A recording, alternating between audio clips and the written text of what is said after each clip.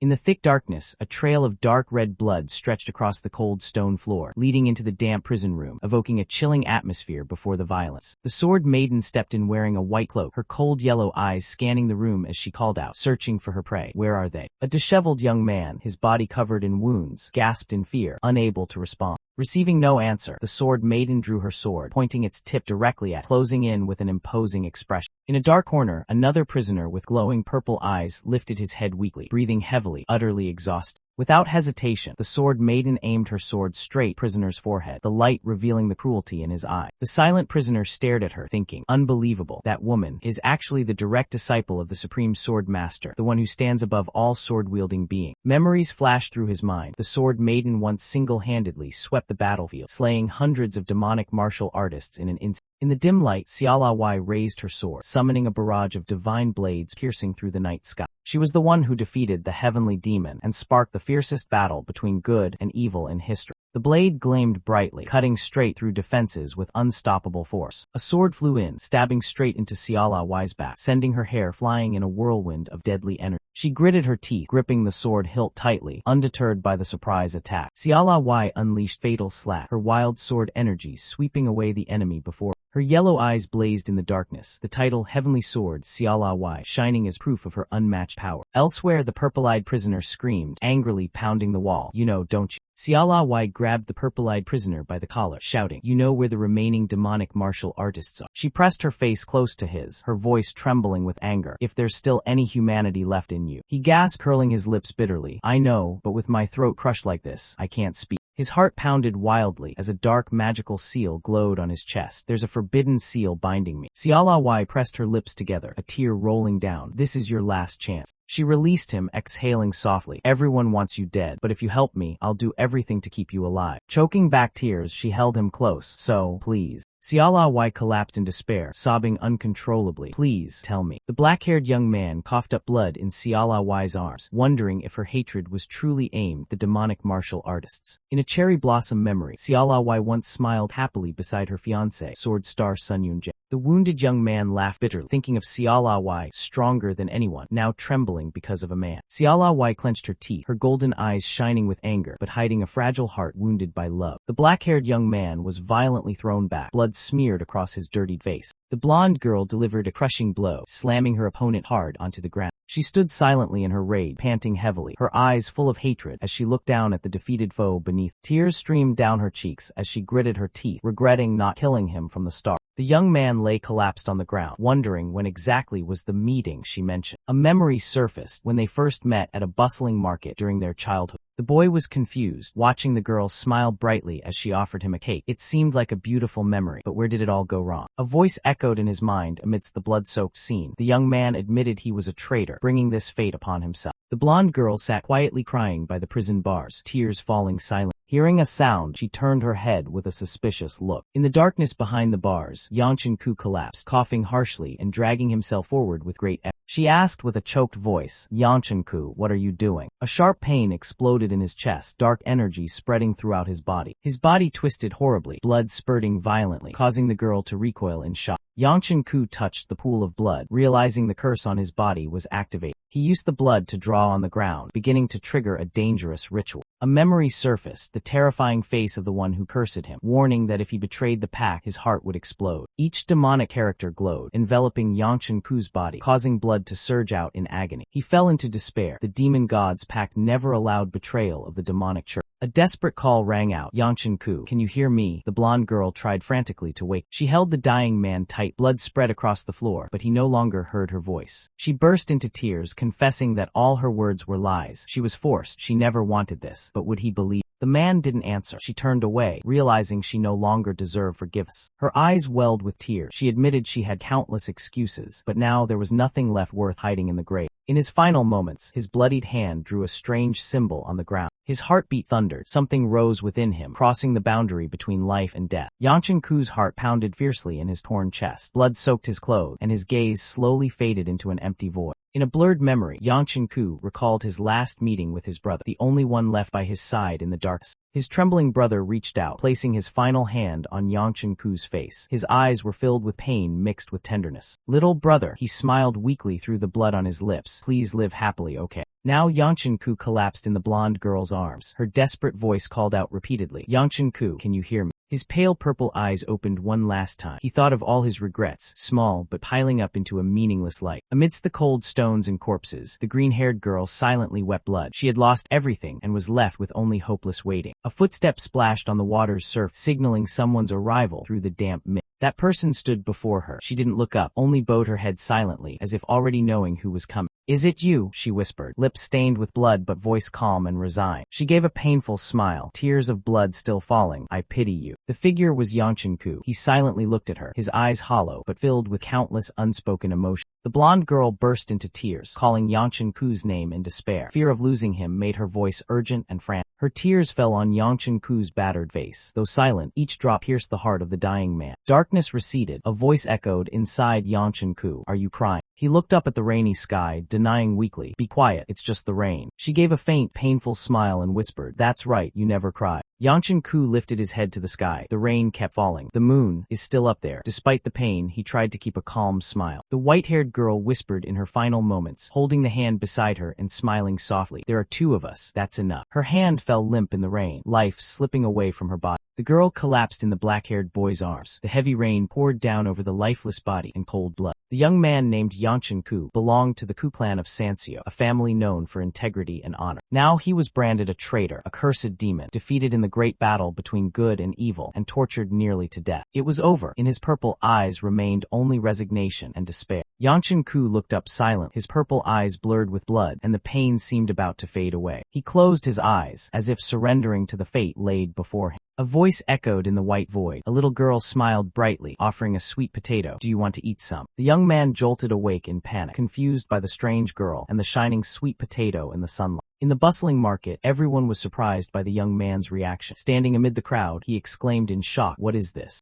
Yangshan-ku looked around in confusion. The crowd, the clothes, the sunlight, it all felt so unfamiliar. What's going on? Memories flooded back. He had broken the heavenly demon's forbidden seal and destroyed his own fate with his own hands. He clearly remembered the moment his heart exploded, blood gushing out, life ripped from his chest. The last image before death, Sialawai holding him desperately, stained with blood. "I died in Sialawai's arm, but why is this heart still beating?" Yangshan-ku pressed his hand to his chest, feeling a steady heartbeat as if he had never died. He quietly tightened his belt, ready to face the mystery of his own resurrection. Yangshan-ku clenched his small hand tightly, sensing something strange in his body. He looked around, wondering why his hand was so small and pale. Could it be that I've gone back to childhood? If this is just a dream, then why does my gaze feel so heavy with pain? He saw the little potato girl standing in front of him, an innocent face filled with memories that never faded. She held up a potato, just like on that fateful day. Old memories crashed over him like waves. What did I say to this girl back then? Without hesitation, Yangshan-ku reached out and instinctively snatched the potato away in a flash. The potato girl panicked as one potato fell from her basket. In her rush to pick it up, a stranger stepped on the potato, crushing it underfoot. The boy in red flew into a rage, shouting with hatred, "Know your place." Immediately after, he held his head, sighed, and muttered as if mocking himself. He let out a bitter laugh, thinking maybe he dreamed this scene again because of deep regret. The potato girl hesitated, her eyes sad. "Do you not like potato?"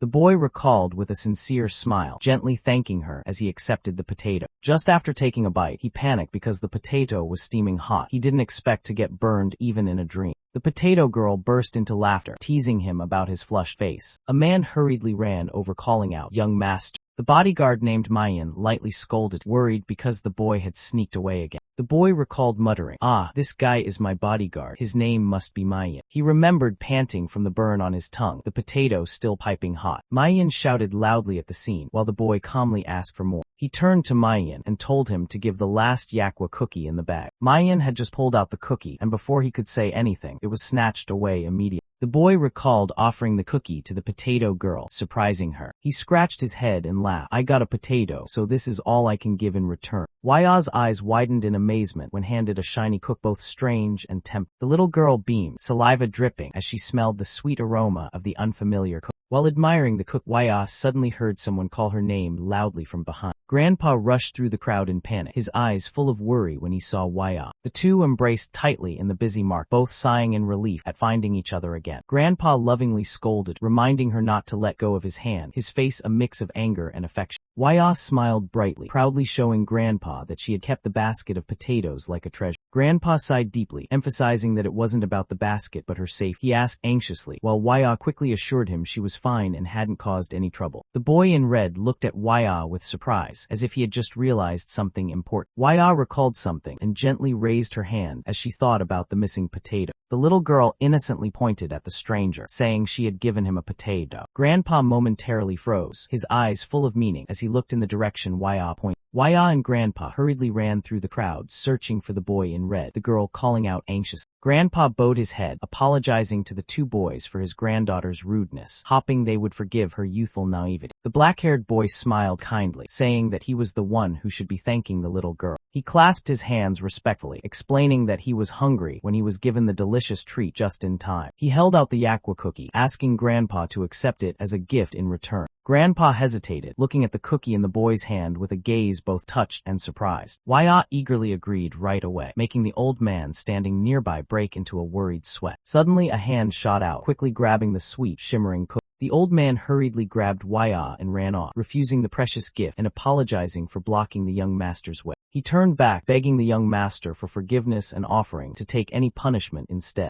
The young master smiled gently, shook Waya's hand, and thanked her for the small gift. Waya stared at the cookie with sparkling eyes, while the old man behind her could only sigh helplessly. Waya tried to offer another potato, but the young master playfully declined, leaving her disappointed. The old man looked at Waya with emotion and softly sighed. Waya, I think we found. Both bowed their heads in gratitude, hearts filled with hope for the new beginning ahead. The young master silently watched them, his eyes seeming to change. Suddenly the young master felt dizzy, and someone nearby called out worriedly, "Young master." A narrator's voice spoke with doubt. That old man used to be the leader of the Martial Arts Alliance. That old man was not only once the Martial Arts Alliance leader, but also the strongest figure in the martial world. One of the three great commanders, and a name that even the demonic path feared. The sword commander, Hyagunwai, the sword that ruled the entire martial world. Grandpa was horrified. Why would such a legendary figure appear here? He recalled a fleeting dream of his whole life, while Waya just puffed her cheeks and turned away. Waya smiled softly and waved goodbye, carrying with her sparkling sunlight and simple potato cookie. The young man with confident eyes smiled slightly, as if he already knew what was about to happen. On the bustling street, a servant called him "young master" and reminded him it was time to return. He nodded in agreement. Amidst a field of vibrant flowers, a voice echoed in his mind, "I shouldn't have any regrets, it's time to wake up." In front of the grand mansion gate, a servant announced their arrival. He looked up at the sky, confused as the strange feeling still lingered. His heart was full of doubt. Damn it, why hasn't this dream ended? I should have woken up long ago. On a dark throne sat a powerful woman, radiating fierce black energy. If this isn't a dream, then where is he? In the eerie darkness, the mysterious woman smiled faint. A cold suspicion arose. Could this be the heavenly demon's curse? The boy startled and turned around when he heard a strange voice, both familiar and chilling. A voice spoke softly but with pressure. "I didn't expect you to be here too." A girl stepped forward with a group of servants, her gaze determined. She was Yonsaku, the Scarlet Flame Sword. Yonsaku, the second eldest sister who once hated him most, was now smiling with deep meaning. He suddenly realized everyone had gathered here because today his father would return. The stern bodyguard asked Yonsaku what he was planning, his eyes full of suspicion. Yonsaku stepped forward to warn him, "Don't do anything foolish, get out of sight." Yonsaku replied coldly, "I'm only here because I was forced." His words made Yonsaku even more irritated. He admitted his mistake and promised to apologize to his father later, a statement that stunned everyone. Yonsaku glared, unable to believe her ear. The bodyguard was also shocked by this unprecedented apology. She shouted angrily, "Yonsaku!" Yonsa's fury exploded at his indifferent attitude. The black-haired boy erupted with energy, a blazing red flame bursting beneath his feet, shaking the ground. He strode decisively through the ashes, his eyes sharp and cold, his aura surging everywhere. The onlookers stood silently, unsure of his intentions, but all felt it was more than enough. The angry girl clenched her teeth, fire blazing in her eyes, unable to hide her rage. She was about to shout but was stopped by the boy. He calmly reminded, "Father, no, master is coming." A man rode in on a fine horse, his face hidden beneath a dark red cloak. The bearded man's cold eyes scanned the crowd as he growled, "Who's shouting?"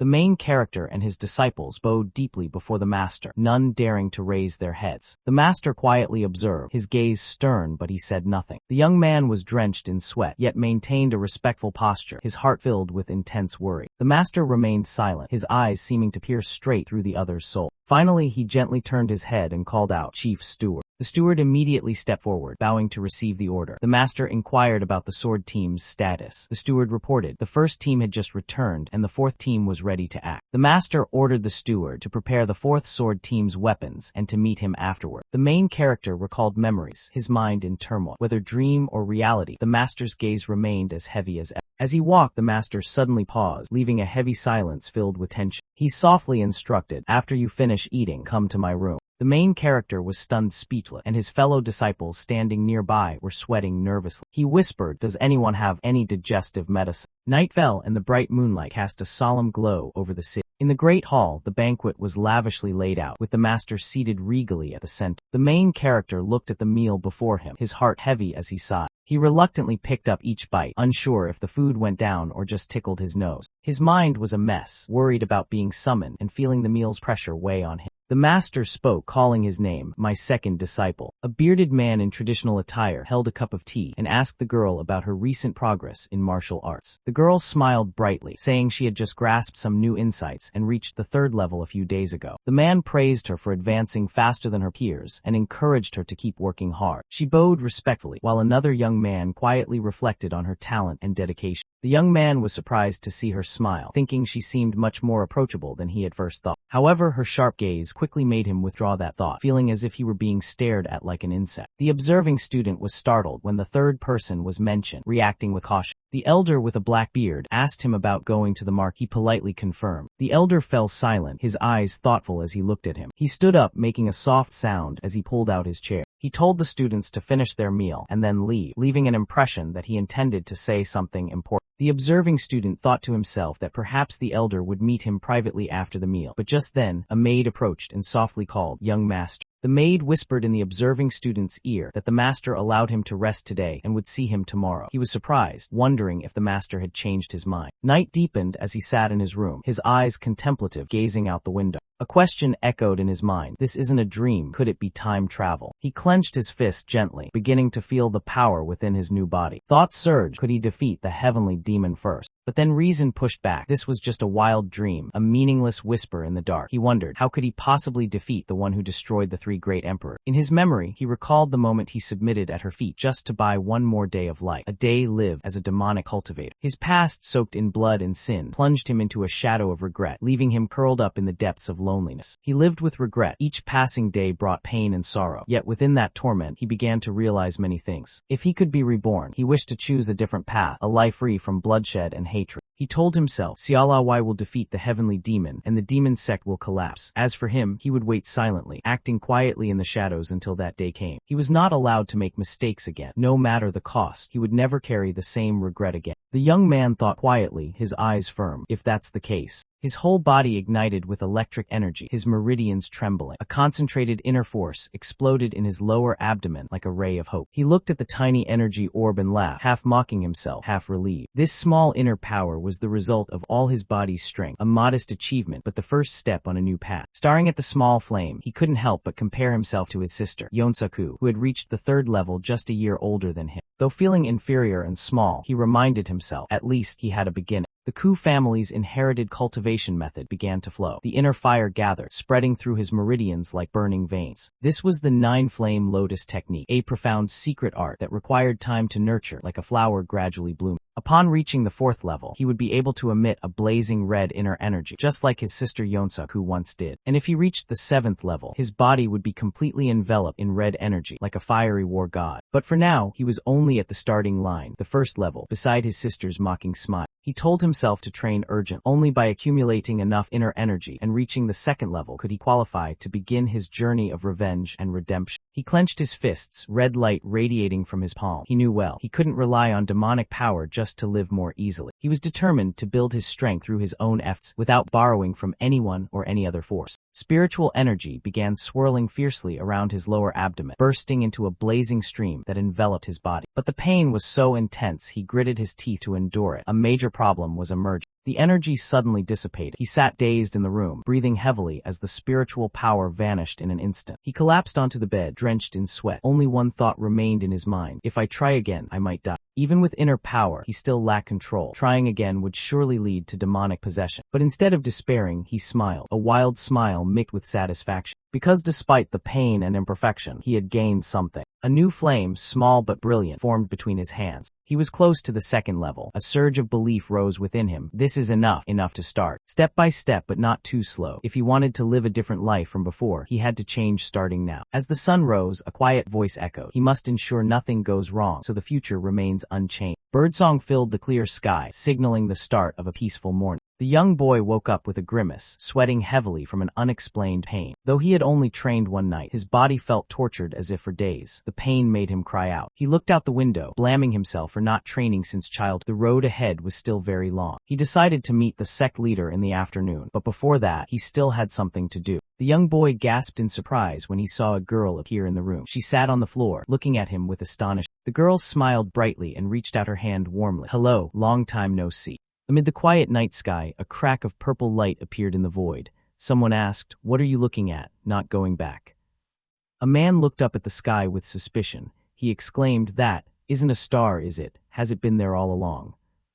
From the crack, a strange creature wriggled out, glowing with an unusual bright light.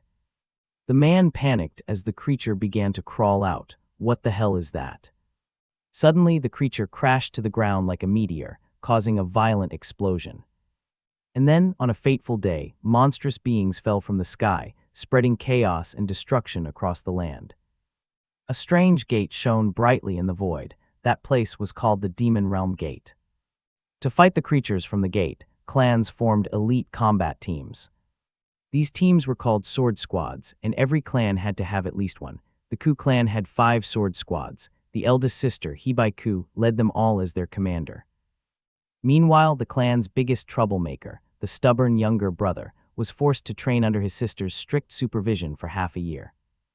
Every day, he was dragged across the courtyard without any mercy. And it was right there that his fate changed forever. He began to get to know Siala Y, a mysterious girl with sharp eyes and a dignified presence. But actually, according to the timeline, he was supposed to meet her, at least half a year after the potato incident. Yet she suddenly appeared, smiling warmly. "Hello, so glad to see you again." The little girl sat waiting by the door, her eyes sparkling as she saw him arrive.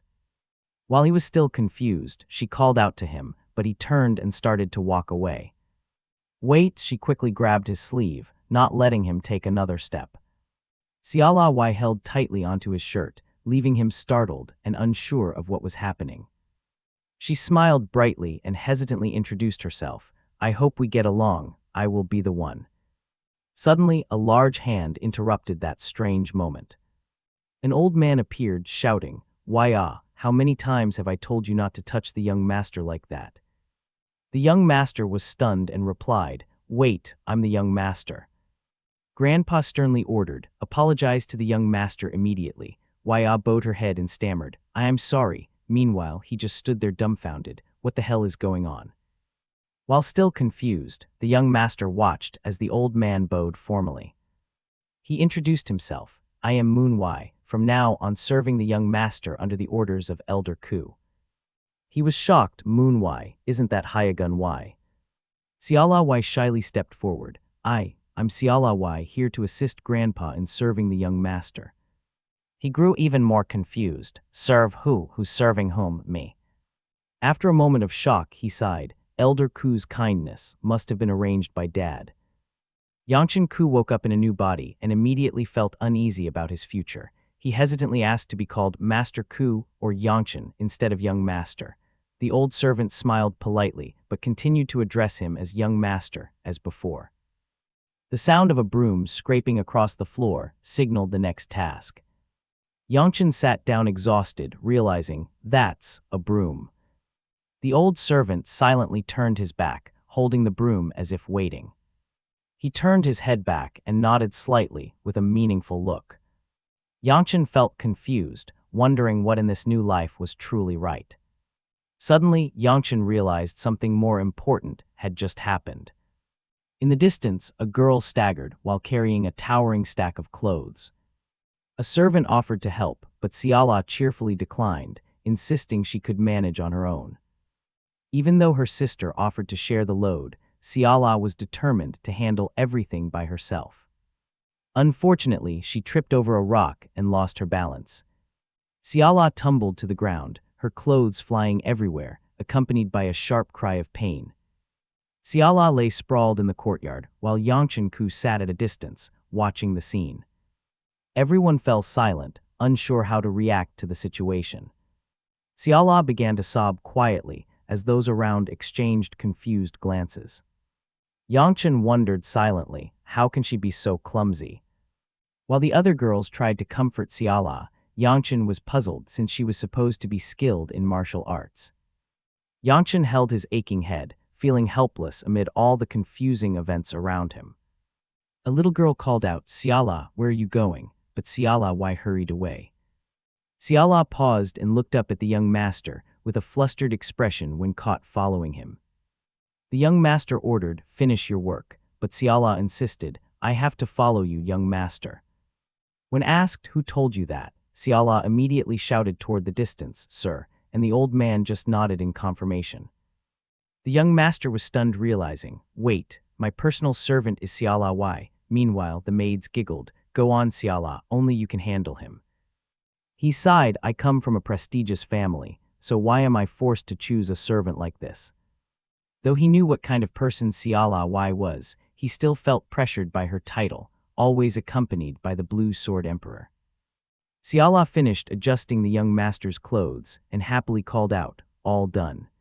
The young master clenched his fist, emotions surging amid the turmoil inside. He thought quietly, does Dad really know who they are, or did no one else want to do it, so he just handed it to me? He bent down to put on his shoes, deciding, whatever, he said he wants to talk, I'll go ask myself. The two left the courtyard, walking quickly forward. The young master muttered, "I'll get to the bottom of this." Siala Y hurried after him, shouting, "Young master, let me come along too." The young master replied bluntly, "You're coming with me." "No, stay and learn how to work properly." Siala lowered her head sadly, tears welling up. "Yes." Siala's grandfather watched from afar, his face briefly thoughtful. Both stood silently, avoiding each other's gaze in awkward embarrassment. Finally, the young master turned away and left with a soft remark, "Just do your work." Waya stood quietly before the door, worried, while Mayan turned to open it. Mayan cracked the door open, glanced at Waya and whispered, "Hey." He said, "I'll bring back some yakwa, so focus on studying properly." After speaking, Mayan slammed the door shut, leaving Waya standing behind it. Immediately after, Waya beamed with joy, imagining her favorite yakwa tree. She shouted yakwa, causing the old man sweeping the yard to look up. Under the clear blue sky, Yangshan-ku felt his heart race with tension. He stood before his father's room, full of hesitation. In the past, father and son had never been close or had private talks. Yangshan wondered if he should ask why Hyagun Y and Siala Y were in his room. Just as he was about to knock, he was startled when his father, the head of the Ku clan, suddenly appeared. Yangshan panicked after accidentally swearing in front of his father, blaming himself for not dying from shock right then and there. His father asked, "Have you met the new servants yet?" And Yangshan awkwardly replied that he had greeted them this morning. During the meal, Yangshan-ku politely expressed gratitude for his father arranging additional servants, but remained full of questions inside. His father, the head of the Ku family, quietly sipped his tea without saying a word. He advised, "Don't ask too soon. When the time is right, you'll understand." Yangshan reluctantly agreed. He glanced at his father, filled with doubt and confusion. Yangshan realized his father knew the true backgrounds of Hyagun Y and Siala Y, but still deliberately assigned them as his servant. His father said, "Don't worry about trivial matter. Prepare yourself to attend the Nine Dragons Conference tomorrow."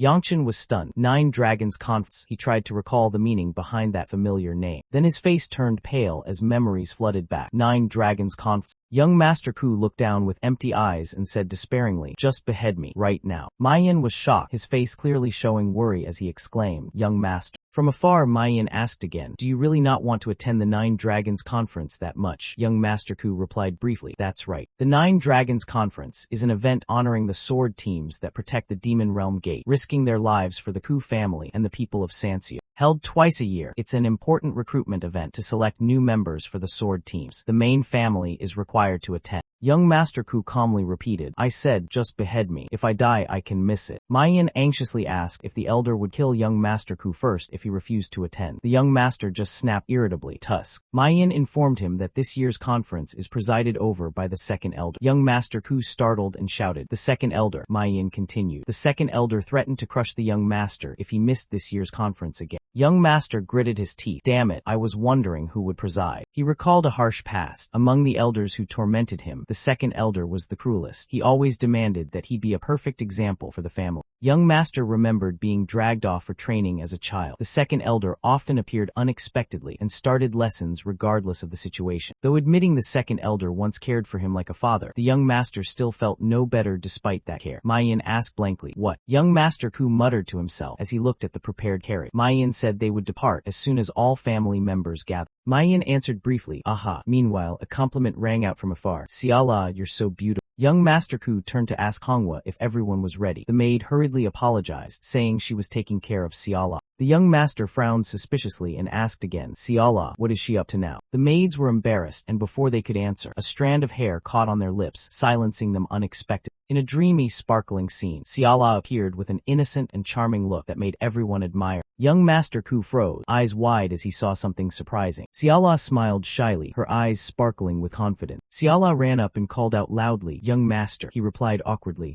yes. The girl excitedly said, the ladies said Siala is very beautiful. The young master tried to keep calm, so what, but muttered inside, she really is beautiful. Siala blushed and gently tucked her hair behind her ear in a charming moment. She looked up, cheeks flushed, shyly asking, you think I'm pretty too, right? Young Master Ku's face turned bright red, practically steaming from embarrassment at the unexpected question. Trying to stay composed, he shouted, let's go, avoiding Siala's expectant gaze for an answer. The wheels began to roll, and the carriage convoy rumbled as it left the mansion. Siala happily stuck her head out, wind blowing through her hair as she cheered. Awesome, the carriage goes so fast. An escort asked in surprise, Siala, is this your first time riding a carriage? Siala replied innocently, yes, I thought horses were just for eating. Didn't expect them to run so fast. The escort could only say, what? Young Master Ku asked Mayan about the venue for the Nine Dragons Conference. Mayan answered, in the Chenil Commercial District, the most famous place in the land. Mayan said it would take 4 hours to get there and suggested the young master take a rest. The young master sighed, saying he hadn't slept because of training last night. Siala suddenly shouted that the horse meat smelled strange, startling everyone in the carriage turn and look. She was about to say it still tasted good, but the young master interrupted, stuffing a cake into her mouth. Be quiet and eat the yakwa. Siala chewed the cake, wide-eyed in surprise. When Siala tasted the yakwa, her eyes widened in amazement. The delicious flavor left her momentarily stunned. Young Master Ku quietly rejoiced at finally having some peace. He planned to catch some sleep to make up for the sleepless night of training. Siala's persistent calls woke the young master from his short nap. She mumbled drowsily, no more yakwa. Siala still regretted the missing cake, while a companion reminded, have you told the young master we've arrived yet? Siala innocently replied, oh right, which startled the young master awake, we're here. With a sleepy face, the young master quietly peeked out from behind the curtain. The Chenil Commercial District appeared dazzling under the starry sky, bustling and glowing with lanterns, just as rumored to be the most prosperous place in the land. Yangshan Ku had just arrived in Sansio to attend the region's biggest festival. From the carriage, a strange girl caught a delicious aroma wafting from the market street. As soon as he stepped down, Yangshan was warmly welcomed by an older man at the entrance to the Chenil Commercial District. The man introduced himself as Isilchin, an official in charge of the commercial district, expressing his honor at meeting the little star of the Ku family. Yangshan politely greeted him back, introduced himself as a member of the Ku family, and addressed Isil as the deputy official of Chenil's commercial district. Isil happily reported that the first day of the festival went smoothly thanks to the second elder and Miss Ku. He offered to escort Yangshan to his resting room. However, mentioning Miss Ku immediately angered Siala Wai, who was standing nearby. She clenched her teeth, eyes blazing with fury, and snapped, you're driving me crazy. Yangshan Ku thought to himself that he probably wouldn't run into Siala Wai while walking with the escort group. But no sooner had he thought that than he spotted a familiar figure ahead. It was Siala herself. Siala stopped and turned to glare coldly at Yangshan, freezing the atmosphere. In the distance, a purple-haired girl clicked her tongue in annoyance at the scene. Yangshan tried to greet Siala, hello, but she responded coldly, don't greet me, it's annoying. The purple-haired girl stepped forward, sarcastically warning Yangshan not to cause trouble at the Nine Dragons meeting and not to disgrace the family's honor.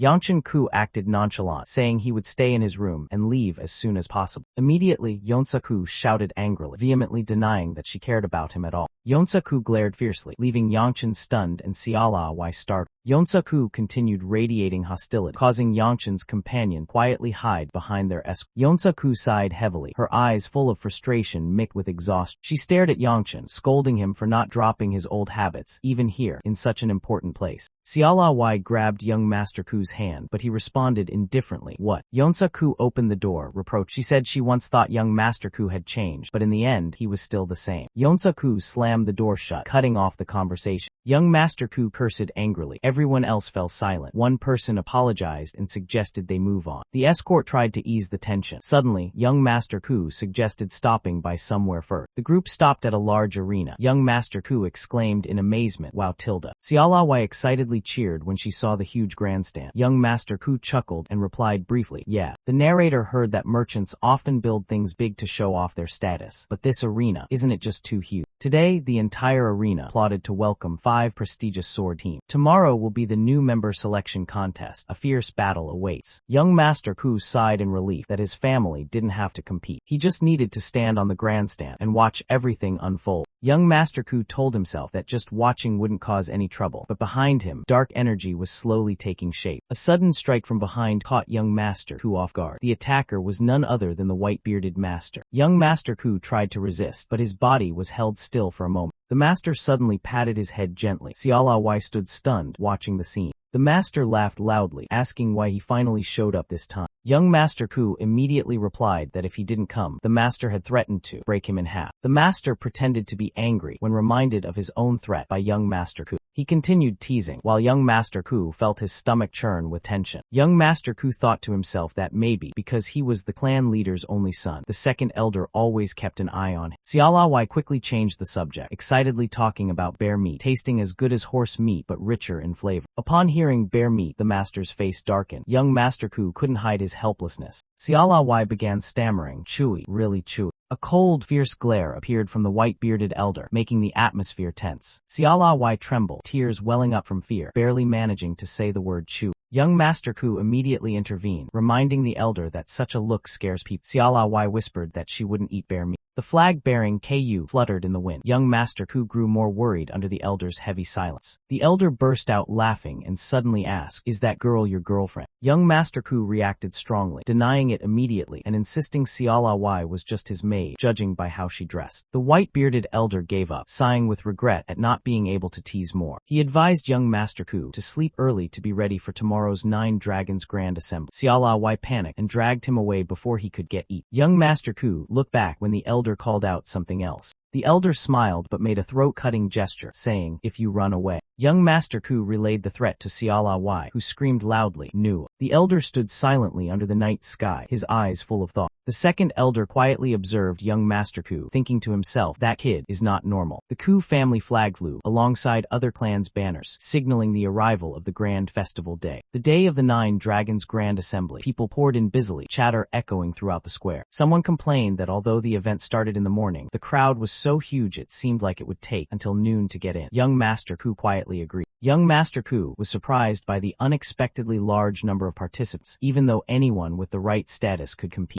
Another young man mentioned the honor of joining the 5-sword team. Xiaolawai whispered, "Young master," but he seemed preoccupied with something more important. Xiaolawai was still panicked, afraid the second elder would break her neck. Young Master Ku sighed in frustration. What is going on? He scolded Xiaolawai, saying if she was that scared, she should stay in her room, but she said it was because her grandfather told her to stick close to him. He thought to himself, hard to argue with that, since he is the supreme blue sword. The friend beside her tried to reassure Xiaolawai, saying he would protect her by chasing away the bear man. Xiaolawai's eyes lit up with hope, but immediately he was reminded, that's the second elder Ku. How could you possibly chase him away? Young Master Ku could only stay silent. He pretended to complain. Looks like Xiaola has to sacrifice for the greater good, which made Xiaolawai shout loudly. Xiaola doesn't agree. The girl cried while imagining her own funeral. The person beside her quickly joked it was just a joke, but Xiaolawai was fully immersed in the role. Mayan anxiously warned young Master Ku that Xiala might die today, but then he laughed and said he was just kidding. Xiala, with sparkling eyes, recounted her grandfather's word. Whoever eats before dying will pass peacefully, especially if they get to eat steamed buns. Steam rose from the cart of steamed bun, catching Xiala's hungry gaze. A servant commented that young Master Ku treated Xiala well despite her being a servant. Young Master Ku was surprised, while Xiala kept her eyes glued to the basket of buns. Young Master Ku thought to himself that Xiala reminded him of Xiala Y from his past life, which made things awkward but also somewhat kind. The servant sneered, saying Xiala didn't know her place, but young Master Ku still gave her money. Young Master Ku realized something unexpected when Mayin mentioned it, but both suddenly paused and didn't continue speaking. They stood silently looking at each other, leaving a meaningful moment quiet. Mayin chuckled softly, while young Master Ku broke out in a sweat from embarrassment. Mayin praised young Master Ku for not being like the rumors, while young Master Ku sighed, admitting he still had a lot to learn. Young Master Ku was surprised that Mayin had judged him based only on rumors, even though he had been his bodyguard for a long time.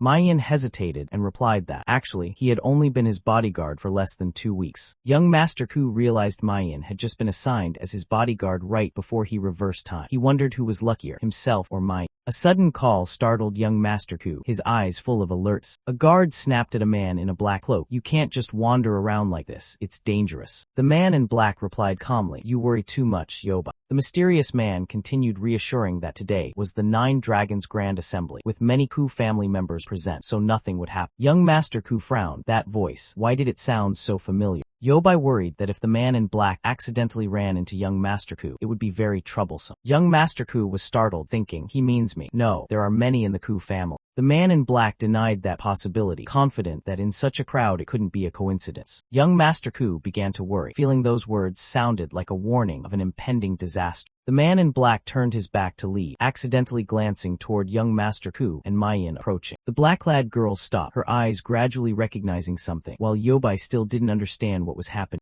Mayin and young Master Ku walked past the street, unintentionally catching the eye of a strange girl and her guard. Young Master Ku tensed up, sweat beading on his forehead. Mayin stayed close behind him. The black-haired girl's eyes widened in shock, her face clearly showing confusion. Mayin leaned in and whispered to young Master Ku, "Young Master." Mayin whispered, "That girl and her guard look like they just saw something they shouldn't have. Do you know who they are?" Mayin immediately recognized, shoulder-length hair, deep black eyes like ghost stones, no mistake about it. Mayin continued to observe the ring on the girl's hand, a black ring with a mysterious pattern visible only upon close inspection. He immediately recognized the symbol engraved on the ring and its deep meaning. It was the emblem of the Peng clan from the Habuk region, one of the 4 great noble houses. Under the cherry blossom canopy, Miss Peng appeared thoughtful and noble, radiating a special aura. Young Master Ku recalled an old memory. She was his former fiancée. Their engagement had been arranged simply. 2 families of equal standing, similar ages, both belonging to the 4 great noble houses. Young Master Ku remembered that if things had gone smoothly, he would have become the heir of the Ku clan. That was why the Peng clan accepted the engagement with him without hesitation. But trouble began with his rebellious nature, preferring mischief over cultivation. The Peng clan gradually looked down on him, and the engagement ended because of something he said. Miss Peng was surprised to run into young Master Ku at the market. "Why are you here?" Young Master Ku replied coldly, "I should be the one asked. What are you doing here?" Miss Peng retorted, "I have business here. The Ku clan doesn't govern all of Sansio. Why should I report every step to you?" Young Master Ku shrugged, "If you say so, whatever."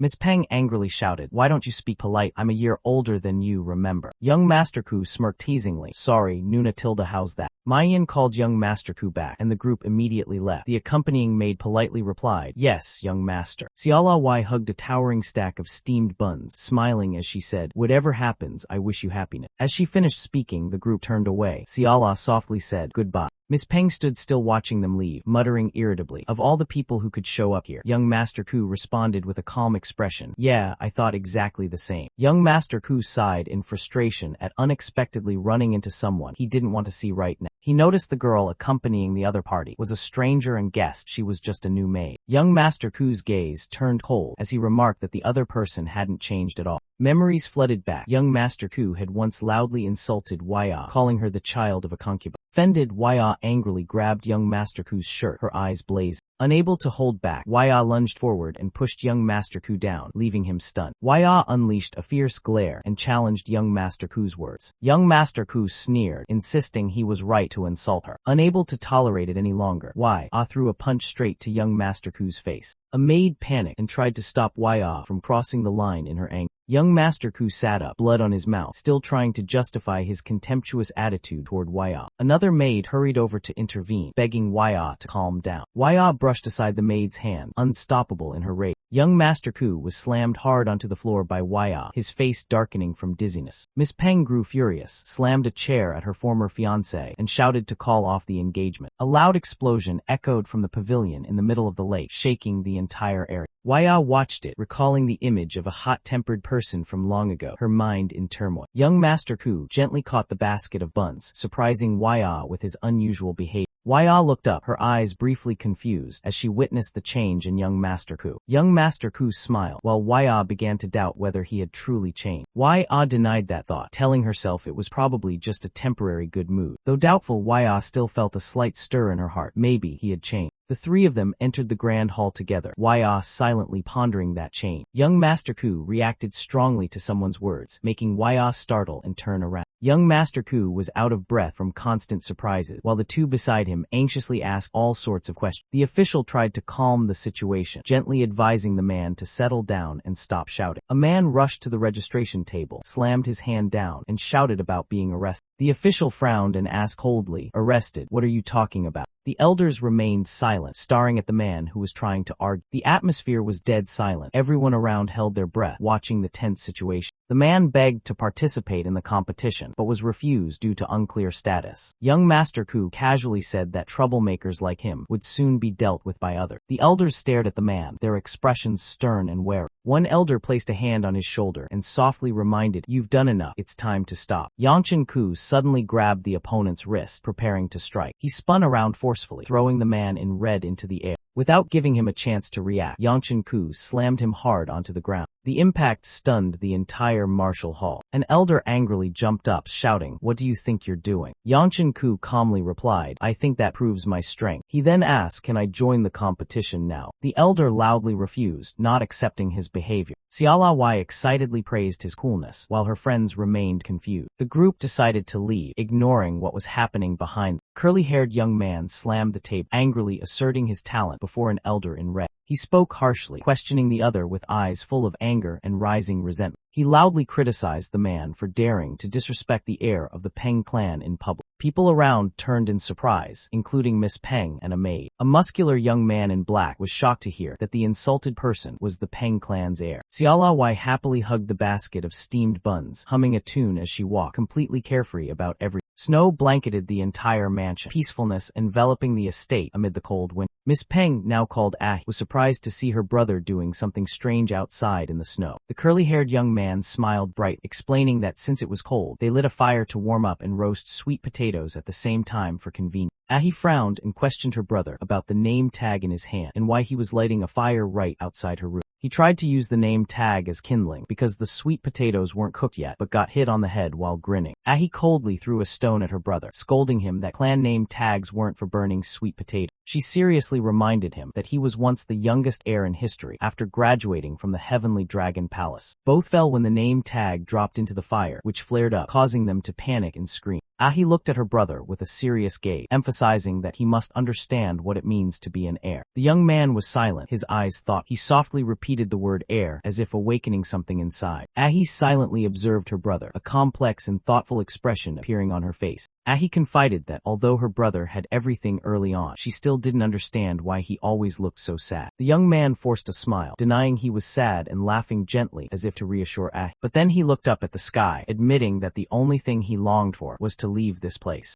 Ahi casually offered advice, "Then why not take a walk to clear your mind?" The young man was stunned, as if he had never thought of such a simple thing, and exclaimed, "Oh." A note saying, "I went out for a while," was irresponsibly left behind. Miss Peng clenched the paper, her eyes blazing with anger and disappointment. She told Yobai that Yangshan Ku had disappeared for 4 months, leaving only that line behind. Yobai reported that the vagrant clan had responded. Miss Peng smiled coldly, radiating killing intent. Upon hearing Sansio, Miss Peng's eyes widened, her expression turning frightening. A black-haired young man shouted angrily, not understanding why he had to go so far away. He yelled with frustration, "I want to join the 9-dragon competition." The curly-haired young man loudly demanded to prove his skill with the Black Knight blade, making the middle-aged man embarrassed. A group from the Peng clan whispered, "Black Knight blade is only passed down to direct descendants. Is he really who he says he is?" The black-haired young man in red quietly thought, "I have to get out of here before things get more complicated." A white-bearded elder stepped forward, grabbed him and said, "Black Knight blade, seems he's nobody." The white-bearded elder smiled approvingly. "Talented, let him join." The curly-haired young man clasped his hands and introduced himself. "I am the heir of the Peng clan, Wujin Peng." Wujin Peng bowed to the white-bearded elder of the Ku clan, calling him Fire Fang Fist. The elder laughed loudly at the old nickname and declared acceptance of Wujin's participation. Someone objected, "We haven't verified if he really is the Peng clan's heir." The white-bearded elder smiled confident, thinking he probably is the real deal.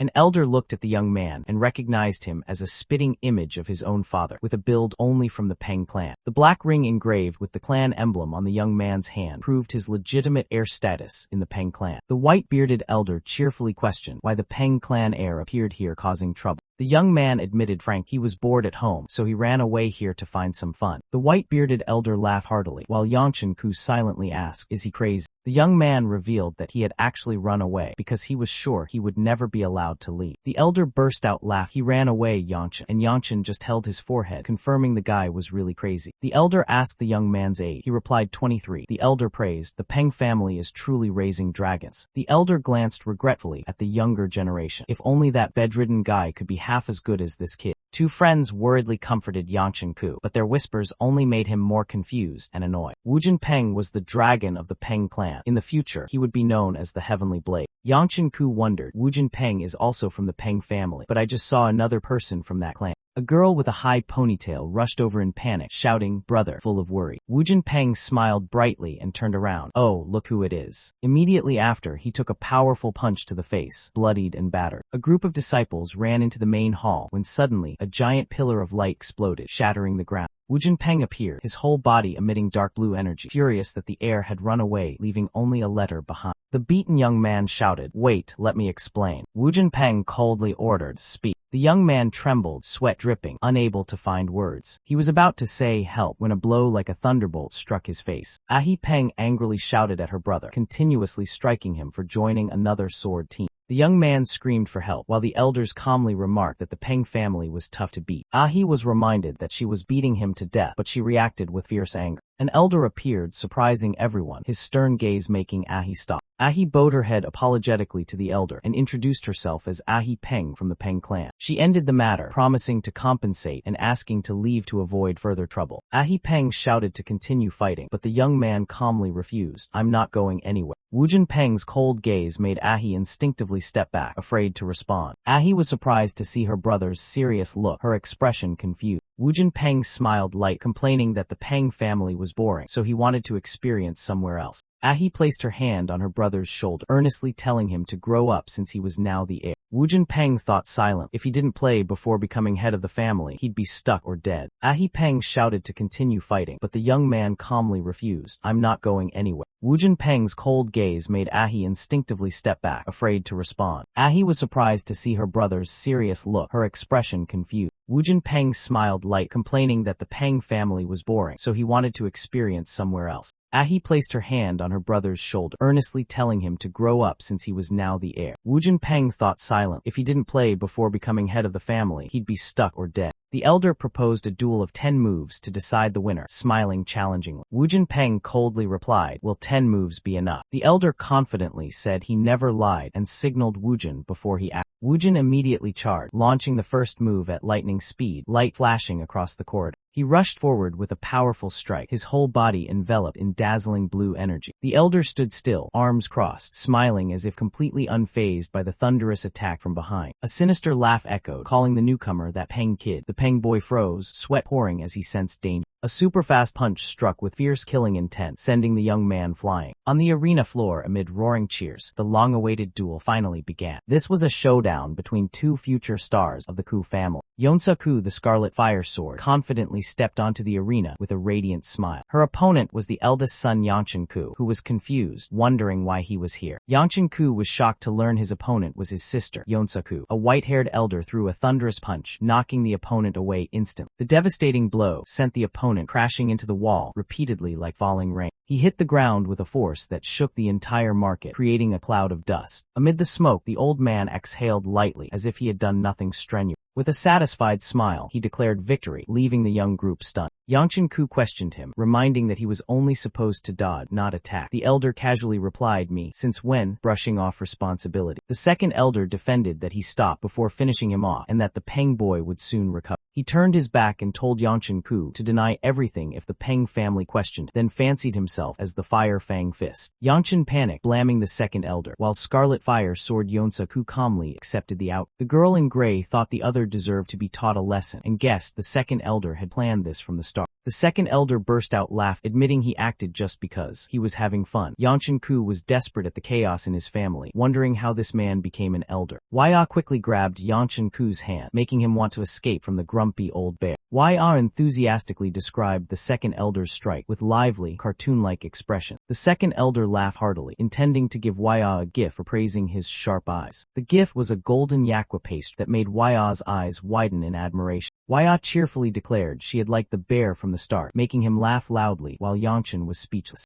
The second elder teased Yangshan-ku for looking jealous, then promised to give him another gift. Yangshan-ku responded indifferently, saying he didn't like sweets, but looked puzzled at the elder's unfinished sentence. Yangshan-ku and Yonsa-ku stepped onto the arena, ready to duel before a large audience. Yonsa-ku was surprised to see Yangshan-ku without a practice sword, suspecting he planned to fight barehanded. Yangshan-ku awkwardly recalled, "Did I ever use a sword when I was little?" He remembered that the 9-flame wheel technique could be used with many weapons, but fists and swords were most common. He told himself it had been a long time since he used a sword, and felt that fist techniques suited his current fighting style better. Yonsa-ku laughed, saying she didn't care whether he used a sword or fists, which made Yangshan feel her personality was surprisingly helpful this time. Yonsa-ku smiled slyly, saying the only thing she cared about was the precious chance she was given. Yangshan-ku tilted his head in confusion, repeating chance with suspicion. Yonsa-ku happily revealed it was the chance to beat up her brother without punishment and in front of everyone. Yangshan-ku froze, sweating as he silently called out, "Elder, you really allowed this?" Recalling, Yangshan-ku had once shouted in protest at having to spar with his own sister. The elder sighed, saying, "This is a festival hosted by the Ku family. We can't let people say it's boring." Yangshan-ku was angry at being forced into the mat, thinking the elder just wanted to watch a show. The elder happily introduced Yangshan-ku to the audience, even though he was injured and lying in the backyard. Yangshan-ku indignantly asked, "Do you really want to see me get beaten up by my sister in front of everyone?" The elder called Yangshan's name with a serious look, as if wanting to convey something profound. A voice echoed in his mind, "Are you really going to lose?" making Yangshan uneasy. Yangshan reflected that he couldn't waste this second chance at life, nor should he waste time fighting his sister. As Yangshan was about to give up, a warning voice rang out, causing him to hesitate. A cold voice came from his opponent, his sister, Scarlet Fire Sword Yonsa-ku. Yonsa-ku admitted she hated that Yangshan would become heir just because he was a boy. The match officially began. Yonsa immediately launched a fierce and powerful attack. Yonsa-ku clenched her fist, her eyes full of determination and hatred. Yonsa swung a blazing slash that sent Yangshan flying off the arena floor. Yonsa accelerated, decisively charging straight at Yangshan. She swung her sword repeatedly, but Yangshan narrowly dodged each strike. Yonsa was stunned to see Yangshan still avoiding her attack despite her superior inner strength. Yangshan realized he was pushing himself beyond limits to dodge and felt himself growing exhausted. He blamed himself for not training enough and mentally planned how to end the fight. However, he knew Yonsa's strikes were all lethal blows. He couldn't fake being hit. Yonsa lunged forward, but Yangshan casually leaned aside to dodge. Yonsa quickly grabbed Yangshan's shirt, not letting him retreat easily. She swung her sword in a spinning slash while still holding his arm tightly during the attack. Yangshan grabbed Yonsa's wrist, reacting instantly to counter the move. Yonsa's decisive counterattack sent Yangshan crashing hard onto the arena floor. Yangshan forced a bitter smile, telling Yonsa that her killing intent made her moves more predictable, then earnestly begged her to stop. Yangshan panicked when he saw his clothes torn, as if cut by a real sword. Yonsa confessed that she had forced herself to accept that she couldn't become head of the family simply because she was a woman. She was furious that despite her relentless efforts, someone living like trash like Yangshan was naturally chosen as heir.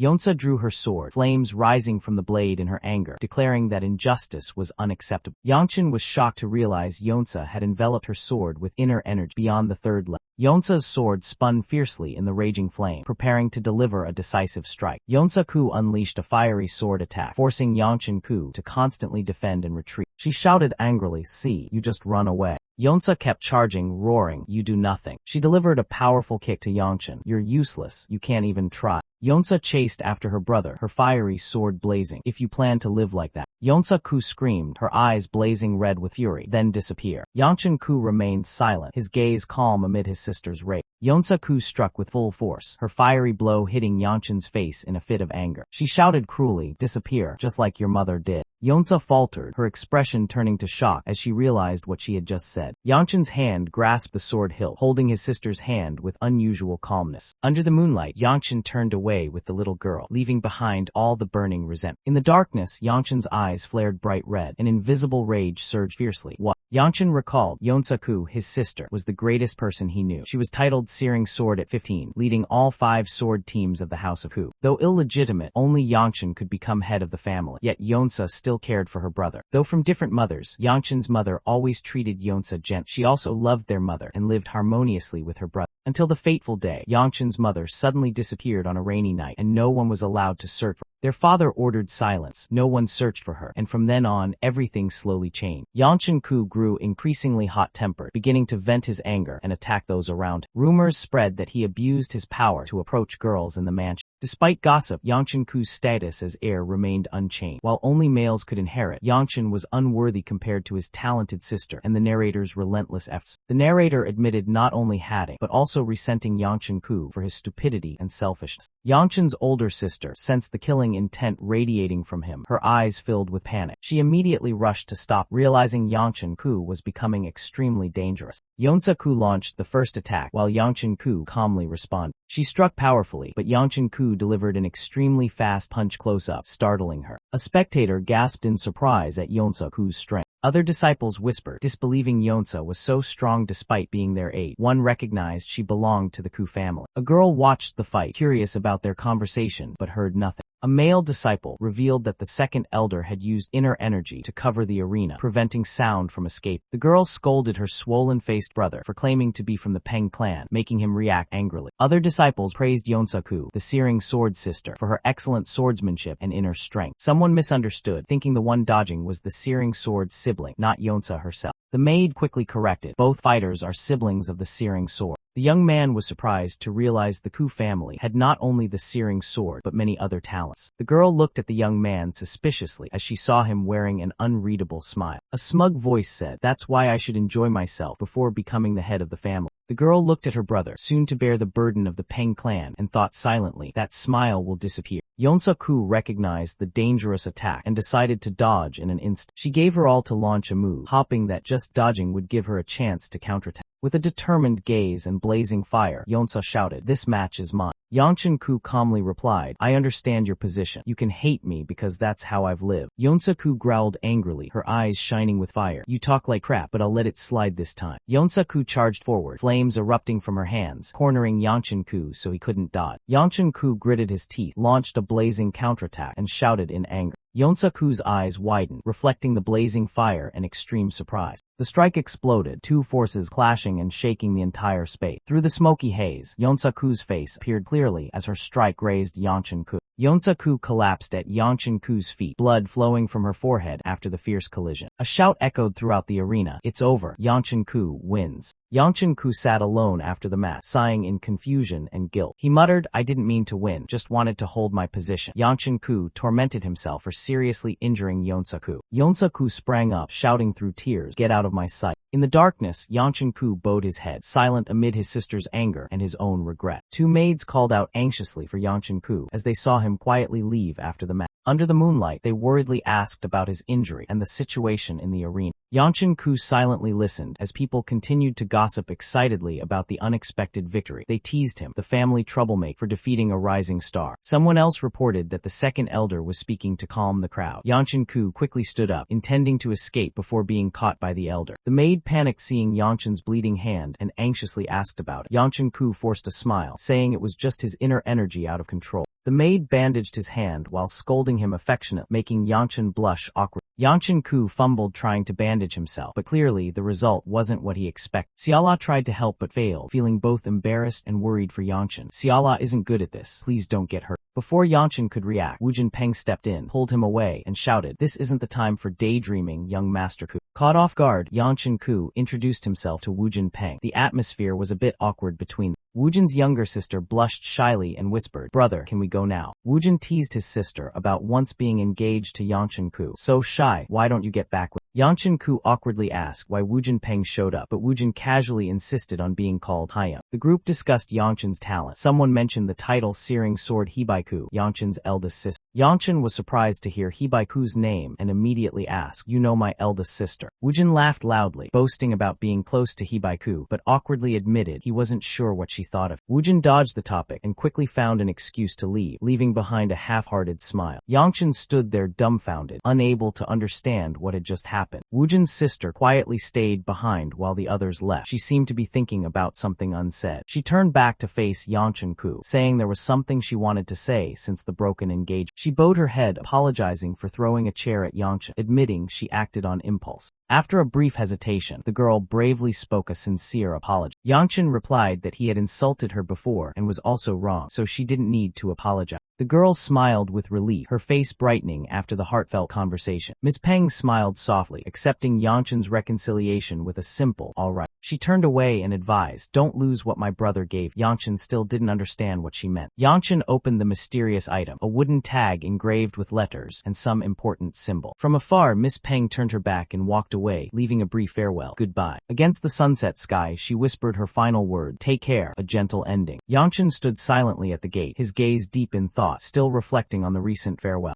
Under the moonlight, the guards called him to leave. In his heart, Yangchen knew there were still many things to fix and clarify. The convoy traveled through the night in the forest, escorting Yangchen Ku and his guards to a mysterious place. Inside the vehicle, Waya softly called Xiala Wai's name when she saw her sleeping soundly and snoring beside. Yangchen Ku quietly recalled his past life. He had never once defeated his sister in a duel. Since Xiala Wai became his servant, everything began to change. He wondered if that small act back then had altered the course of fate in any way. Yangchen Ku was determined to speed up his plan as soon as he returned home, carrying many unanswered thoughts. Suddenly, Yangchen Ku shivered, sensing a strange energy in the darkness of night. He shouted for Maiyan to check the talisman warding off evil, suspecting something unusual was about to happen. Maiyan smiled reassuringly, saying the talisman hadn't lit up yet, so there was nothing to worry about. Just as Maiyan raised the talisman, it suddenly blazed brightly in the night. Maiyan panicked and shouted to stop, holding the glowing talisman high. He warned that the gate to the demon realm was about to open and reminded everyone to protect Yangchen Ku's safety. Maiyan was alarmed to see Yangchen Ku stepping outside while danger was imminent. He tried to stop him, but Yangchen calmly said, "Scold me later." Yangchen Ku fixed his gaze ahead, where the gate to the demon realm was slowly open. His eyes quietly confirmed, emerald green. From the green gate, a pack of demon wolves with blazing red eyes burst out fiercely, roaring like a storm. Yangchen knew the danger was minimal, but still ignited the spiritual fire in his hand, ready to fight. Yangchen Ku unleashed a blazing fire fist, blasting the beasts away with overwhelming power. After the attack, he calmly withdrew his hand from the body, carefully observing the anomaly. In his hand was a demon stone, a distinctive mark of creatures from the demon realm.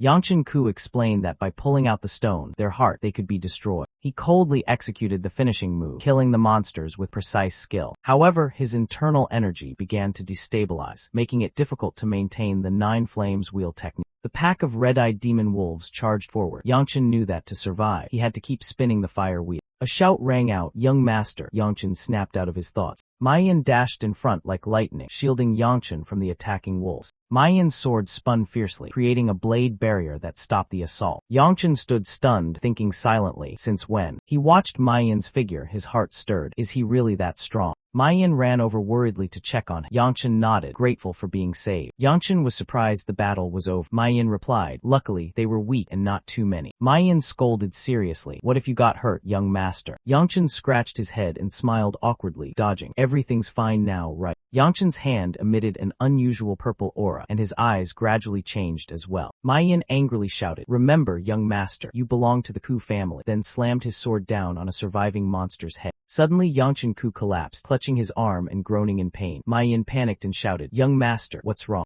Yangshan-ku fell down, overwhelmed by chaotic emotions, along with uncontrollable purple energy surging within him. He realized that feeling was the martial art of the heavenly demon, a technique that devours demonic energy. The chaotic aura gathered in Yangshan's hand, creating an irresistible pull of demonic energy. The awakened dark skill, heavenly demon devouring technique, began absorbing all the energy in the space. A strange man stood amidst the sea of demonic energy, his cold eyes full of hidden meaning. The injured man knelt on the ground, trembling as he asked, "Why did you do this?" A bloody tragedy stretched out before the sect gate. The desperate survivor shouted, "Why did you do this to us?" The man in black replied coldly, "Is that your final word, Sword My Hoa?" Sword My Hoa looked at the fallen comrades rolling by, her eyes filled with pain and despair. An injured elder tried to raise his hand, trembling as he called out to the massacre perpetrator, while the man in black silently observed. A disciple shouted, "Elder," as the shadow of a giant creature loomed over the ground. A massive black dragon emerged from a vortex of demonic energy. The man in black whispered, "My Hoa, not bad." The man in black descended from the head of the black dragon, his cold figure standing amid the blazing ruins of demonic energy. He stepped lightly onto the ground, leaving swirling black energy with every step. Amid the wreckage, the man in black approached two kneeling figures, radiating an overwhelming threatening aura. He squatted before Sword My Hoa and softly said, "You bring no joy, but I do sense something." He gave a sinister smirk. "So, lift your head." The purple energy blazing in his chest flared fiercely. Suddenly, a young man dressed in red appeared in the dark space, his arm ablaze with fire in astonishment. Yangshan-ku froze as he saw strange power erupting from his arm. He suspected the nine-flame lotus technique was purifying the demonic energy, but it felt more like it was devouring. Mayan and a young woman shouted in alarm, "Young master," upon seeing Yangshan faint. The escort surrounded him anxiously. Yangshan struggled to stand and confirmed he was still okay. Yangshan reassured Mayan, thinking it might be leftover injuries from his duel with Yonsaku. He thought to himself, "Better keep the fact that I can absorb demonic energy a secret, or it'll cause big trouble." Siala worriedly squeezed Yangshan-ku's cheek, asking if he was in much pain after hearing his groan. Siala looked closely and honestly said Yangshan-ku's face didn't look well at all. A maid pulled Siala back, scolding her for teasing the young master. Siala stubbornly said she was just worried. Yangshan-ku reassured everyone, saying he'd feel better after resting, and asked them to prepare to depart. While preparing, Yangshan-ku held a jade stone and realized his body no longer contained demonic energy. He confirmed the stone had lost its color, and the demonic energy was absorbed, but didn't worry too much about it. Yangshan-ku crushed the now useless demon stone, determined to speed up his plan. The group arrived at a bustling market, and someone called out loudly upon seeing young Master Ku appear. A tray of yakwa pastries shimmered, as if waiting for someone who loved sweets. Siala's eyes lit up when she saw the yakwa, excitedly cheering in front of the stall.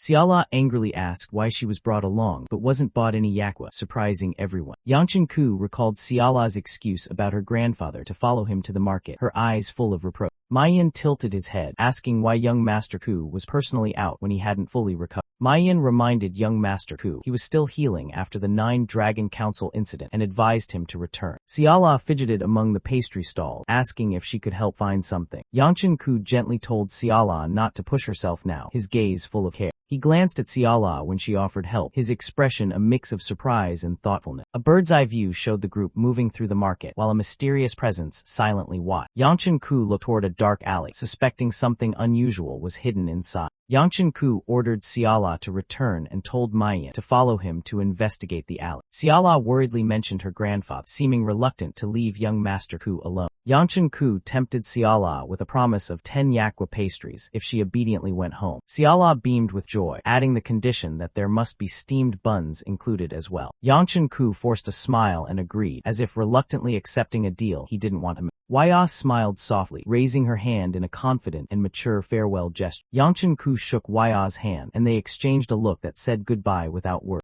Yangshan-ku and Mayan turned and walked away. Waya stood still, her eyes shimmering with emotion. The two men walked slowly down the quiet street, leaving Waya behind. Mayan warned cautiously, "Young master, this place is dangerous." Yangshan-ku replied curtly, "I know." Yangshan-ku stopped in front of an old building and quietly said, "Found it." An ancient building appeared with tattered flags and a desolate scene, shrouded in a gloomy atmosphere. Yangshan-ku confirmed they had found the right place, while Mayan wondered why they had come here. Mayan admitted he felt something was off, not because of appearances, but due to an uneasy intuition. The two pushed open the door and stepped inside, where darkness and silence enveloped the interior. In the shadows, two strangers mocked the arrival of Yangshan-ku and Mayan with derision. The gang stood up and one coldly asked, "Kill him now." Ma Yin lightly drew his sword's hilt, his eyes alert as he sensed the rising killing intent. One lit a candle in the darkness and sneered at Yangshan-ku with contempt. Brat. The tough-looking man curled his lip warningly. This place isn't for curious types like you. What are you doing here? Yangshan-ku smiled nonchalant. I'm here as a customer, what else? The man got angry at the arrogant reply and threatened to cut out Yangshan-ku's tongue if he didn't behave. Ma Yin grew furious and was about to draw his sword, but Yangshan-ku signaled him to stop. Wait. Yangshan-ku calmly stepped forward, warning that they had known his identity from the moment he appeared. With a casual smile, Yangshan-ku demanded they call the branch manager before things got out of hand. The thug mocked his tone sarcastically. Manager tilde of the tilde branch tilde. They showed clear contempt, insulting Yangshan-ku's rudeness, and began closing in with lethal intent. The tension rose as gangs surrounded Yangshan-ku and Ma Yin. Yangshan-ku smirked and retorted provocatively, "You're not exactly polite yourselves." A thug grinned slyly, plotting something in the shadow. Young Master Ku stared coldly and quietly said, "You all." The thugs charged simultaneously, shouting wildly, "Kill him." A sword was drawn just in time to block the attack. A voice rang out, "No." A thug panicked as the sword pierced him before he could react. Ma Yin appeared like lightning, taking down everyone and coldly warning, "Touch the young master and you die." A thug trembled, sweat dripping, as Ma Yin's blade pressed against his neck, fear choking his words. The room was filled with bodies and injured people. Young Master Ku stood in the center, while Ma Yin silently kept watch behind him. The leader gritted his teeth, furious that all his plans had failed. Damn it. He bitterly admitted, "I should have guessed. Ku's descendants never go anywhere without monstrous guards." Panicked inside, he stepped outside muttering, "What do we do now?" A subordinate ran up with news. "Boss, the manager sent a message for you." Manager. He paled, hearing the manager knew. The manager knows, damn it. The leader anxiously asked the subordinate, "What's going on?" Well, from afar, young Master Ku quietly observed the secret conversation unfold. Young Master Ku thought to himself, "They're definitely plotting something. Looks like I have no choice left." Young Master Ku ordered Ma Yin, "Kill them all." Suddenly someone interrupted, "Hey kid." A man in a red uniform stepped forward, commanding coldly, "Hand over the sword." The leader turned back and announced, "The manager wants to see you."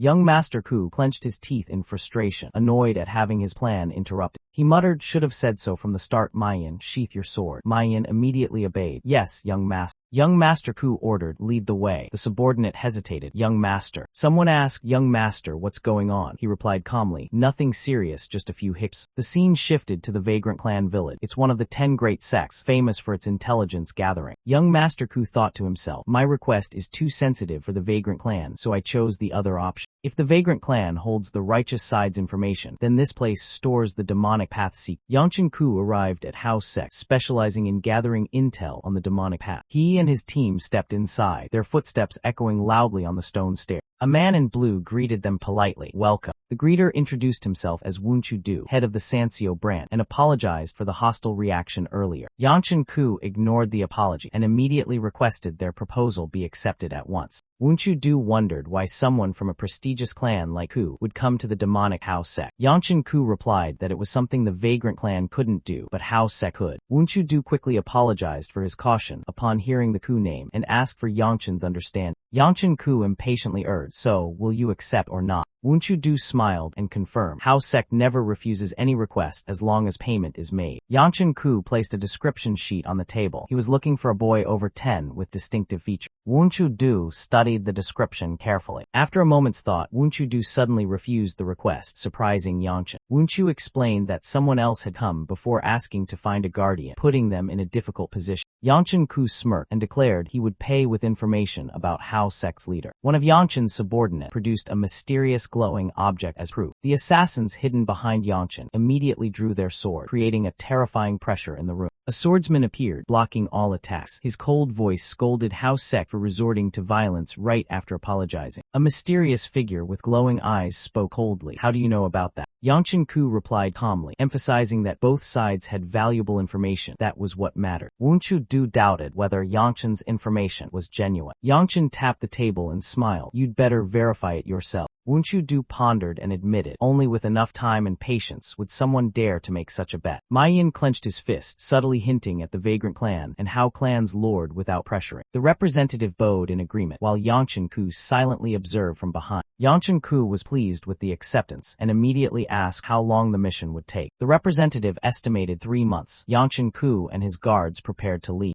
Mayan lifted Yangshan-ku up, reminding him they would exchange information once results came in. Yangshan-ku glanced back with surprise, but remained silent. The representative bowed his head thoughtfully, clearly contemplating something after the negotiation. When Yejiok Mountain was mentioned, the representative's eyes widened in shock. From behind the door, Mayan left a message. Consider this an advance payment. In the darkness, the two remaining people sat at the table, deep in heavy thought. A bodyguard asked Yejiok, "Do you trust him?" The woman replied that he knew even about the clan leader's disappearance. The girl continued reasoning, thinking that Mayan had anticipated their reaction thanks to the guard's strength. The bodyguard guessed Yangshan-ku couldn't have known that information alone, meaning the Ku family head was involved too. The purple-haired girl gently touched her neck, preparing to remove her disguise. She took off the thin leather mask, revealing her true face underneath. The bodyguard turned and asked, "Can you take it off?" while starting to tear off his own mask. The girl replied, "It's uncomfortable, and no one's looking now," then removed her mask. She solemnly recounted, "He has to hide, because the Hao clan no longer respects the Lord as tradition dictates." The purple-haired girl looked aside, worry flashing in her eyes like a cold blue light. She closed her eyes, suppressing the emotions rising within her. A flashback appeared, a man tied up in a dungeon, her father. Mayan and Yangshan-ku stepped out of the building, the door creaking softly behind them. Yangshan-ku slammed the door shut, ending the negotiation. Yangshan-ku breathed a sigh of relief, while Mayan remained silent and alert. He considered whether to use force, but luckily, his past life knowledge helped him persuade. All that remained from his past life was that the Hao clan leader had been imprisoned for 5 years in Obsidian Night Palace. That imprisonment sparked the war between Hao clan and Obsidian Night Palace, leading to tragedy. Although the Murim alliance unexpectedly destroyed Obsidian Night Palace, the Hao clan leader died, pushing the clan to the brink of extinction. However, he didn't know the exact location of Obsidian Night Palace. It was hidden deep in Misty Mountain. Fortunately, a Sansio branch helped him find clues through the meeting with the manager. Though the search exhausted him, he knew he had to find that person no matter what. A boy had become an important leader of the Demon Sect at a very young age. The genius strategist, known as the brain of the Demon Sect, Hyuk Jegal, was the target he wanted to track down and kill. Hyuk Jegal's strategies had repeatedly put Siala Y at a disadvantage. If he wasn't eliminated, the Demon Sect would rise again. A subordinate asked who the young master was looking for. He remained silent, not revealing the target's identity. He heard that it would take only 3 months to locate that person, despite doubts about Hao clan's intelligence skill. The young master nodded in agreement, confident he'd know Hyuk Jegal's whereabouts by summer. Young Master Ku suddenly paused as a memory flashed through his mind. Looking at the building before him, he wondered why he remembered that now. Yangshan-ku suspected that the timing of the Yon family's secret treasure at Jumshin being discovered was linked to a bigger conspiracy. The vast treasure wasn't worth much compared to 3 mysterious elixirs emitting demonic energy. Thanks to those elixirs, someone had broken through martial arts limits and became a powerful ally of the heavenly demon with a high-ranking demonic identity. Yangshan-ku worried Hyuk Jegal was a threat, but the elixir's hiding place in Sashin was too far to stop in time. Yangshan-ku thought silent, telling himself he had no other choice left. He suddenly changed his mind, deciding to give up going to Sashin for the treasure because it was too far and complicated. Yangshan-ku thought, might as well buy some yakwa and go home. Waya was surprised by his strange proposal, not yet understanding what was happening. Yangshan-ku seriously asked, "Then how about you come serve me?" He declared firmly, "I'll make you a happier woman." An old white-bearded man appeared, clearing his throat sternly with a hum, breaking the emotional atmosphere. The old man teased Ryan-ku, "Can't you see the leaf right in front of your face? Ha ha ha." The muscular man burst out laughing, saying he came worried about Yangshan-ku, but it turned out Ryan-ku was the real problem. Ryan-ku replied mockingly, "What's so funny? Get to work, get to work." Suddenly Ryan-ku gripped his staff tightly until it snapped, his eyes turning cold. The man panicked. "I was just helping you play the servant role," Ryan-ku said, "then sweep the floor." The man groaned as he was forced to pluck hairs to make a new broom. Ryan-ku bent down to pick up the broken staff, muttering, "HMPH." The muscular man thought, could it be he came all this way just to see the Ku heir? No, it must be true. Ryan-ku quietly asked, "You've realized, haven't you?" Recalling back, he remembered 3 months ago Yangshan-ku couldn't even stand in a stance and always found excuses to run away. Yet now he had defeated his sister and controlled the fire wheel internal energy. He excitedly shouted, "Isn't that a true genius? I can't let him be lazy." An older man sat drinking tea thoughtfully. "Is that really talent? I've never seen anyone improve so fast." Moon Y was suspicious, thinking the child was hiding something. 2 elders discussed. The Grand Elder might have acted after noticing changes in the child. One said the boy was being closely watched, so he surely wouldn't be in danger. Waya was stunned upon hearing the unexpected proposal from the person opposite her. A young man suggested Waya serve him instead of someone else. He suddenly confessed, "I'll make you a happier woman." Siala happily appeared, asking everyone to focus and listen to her. The girl winked mischievously, ready to share a secret with everyone. Siala recounted that last night she had a terrible dream. In the dream, Siala hurt many people, even though she knew he didn't like. She tried to stop herself but kept attacking someone inside a burning house. A mysterious man appeared in the dream, smiling coldly and saying, "Just a little more." Siala Y shouted angrily when facing an unexpected enemy. Someone suddenly stabbed Siala Y, leaving her stunned as blood spilled on the ground. Siala Y was in pain, tears streaming as she looked at the person before her. She closed her eyes, trembling and whispering desperate apologies. Siala Y burst into tears, calling out the name Chin in deep regret. Siala woke from the nightmare, panicked and scared. She remembered the young master and ran to find him following Hongwa's hint. At the training ground, Siala didn't find the young master, but met a young man gazing at her affectionately. Though Siala was happy with the young master, the young man kept pleading to make her happy. The young master appeared, saw the scene, and grew angry with his familiar fierce expression. He stood in front of Siala, confronting the young man who had approached. The young master glared, "She's my servant. Who are you to demand to see Siala?" Jiaoyoku blushed with anger, secretly despising the other and thinking he was rotten to the core. The black-haired young man was surprised when Jiaoyoku apologized for his rudeness on their first meeting. Jiaoyoku bowed his head, introduced himself, and formally requested a duel. The black-haired young man smiled and flatly refused, leaving Jiaoyoku stunned. To Jiaoyoku's surprise, the young man reiterated that he did not agree. Though provoked by the avoidance, the young man calmly admitted he was afraid and didn't want to duel. Jiaoyoku mocked Yangshanku, sarcastically saying he was so weak he avoided a simple duel. Yangshanku responded cheerfully, admitting he was weak and avoided it casually. Yangshanku seriously explained that he had gotten into trouble for beating his sister, so he didn't want to repeat that with strangers. Yangshanku led the girl away, declaring a retreat as he slipped past the muscular guard. The second elder suddenly appeared, forcing Yangshanku to accept Jiaoyoku's challenge. Jiaoyoku immediately bowed to the second elder, showing they were old acquaintances, leaving Yangshanku surprised. Yangshanku realized Jiaoyoku was the grandson of the Grand Elder, a man full of ambition and power. The second elder asked Jiaoyoku if he wanted to duel. Jiaoyoku confirmed, but said Yangshan only knew how to run away. A muscular figure asked Jiaoyoku if he was acting under the Grand Elder's order. Yangshanku suddenly understood the real reason behind the challenge, not martial arts, but political scheme. He imagined the Grand Elder as a puppeteer, using him as a pawn to seize power. He concluded that Jiaoyoku was sent to drag him back to a lowly position, following the Grand Elder's plan. Yangshanku firmly refused, insisting he never wanted to duel Jiaoyoku despite pressure. He continued to refuse, saying he would lose anyway, so there was no need to fight. The second elder confidently believed Yangshanku wouldn't lose this duel. Yangshanku said Jiaoyoku was even stronger than his sister, and he didn't want to get involved in power struggle. Suddenly, Jiaoyoku grabbed Ya's hand, stopping her from leaving with Yangshanku. Jiaoyoku pulled Ya back, blocking Yangshanku and Ya's retreat, making the atmosphere tense. Jiaoyoku confidently told Ya she deserved someone better than young Master Ku. He held Ya's hand, earnestly asking her to come with him and criticizing young Master Ku. Yangshanku appeared, his eyes blazing red, ordering Jiaoyoku to release Ya and accept the duel. Jiaoyoku waited on the field, while Yangshanku sighed regretfully for losing his temper in front of Ya. The second elder appeared, patted Yangshanku's head, and advised him not to blame himself. The second elder smiled, encouraging Yangshanku that the duel with Jiaoyoku would help them both improve. Yangshanku asked the second elder for help but requested a condition in return. The second elder was surprised and asked why, thinking Yangshanku would lose face as heir if he lost. Yangshanku casually replied he had no intention of becoming clan head, leaving the second elder stunned. The second elder didn't understand and asked again, since Yangshanku was the only male in the clan. Yangshan thought to himself that he had given up that dream in his past life. Yangshanku turned to Ya for help, saying otherwise he'd be humiliatingly defeated by Jiaoyoku. The second elder reluctantly agreed to help, but also set his own condition for Yangshanku.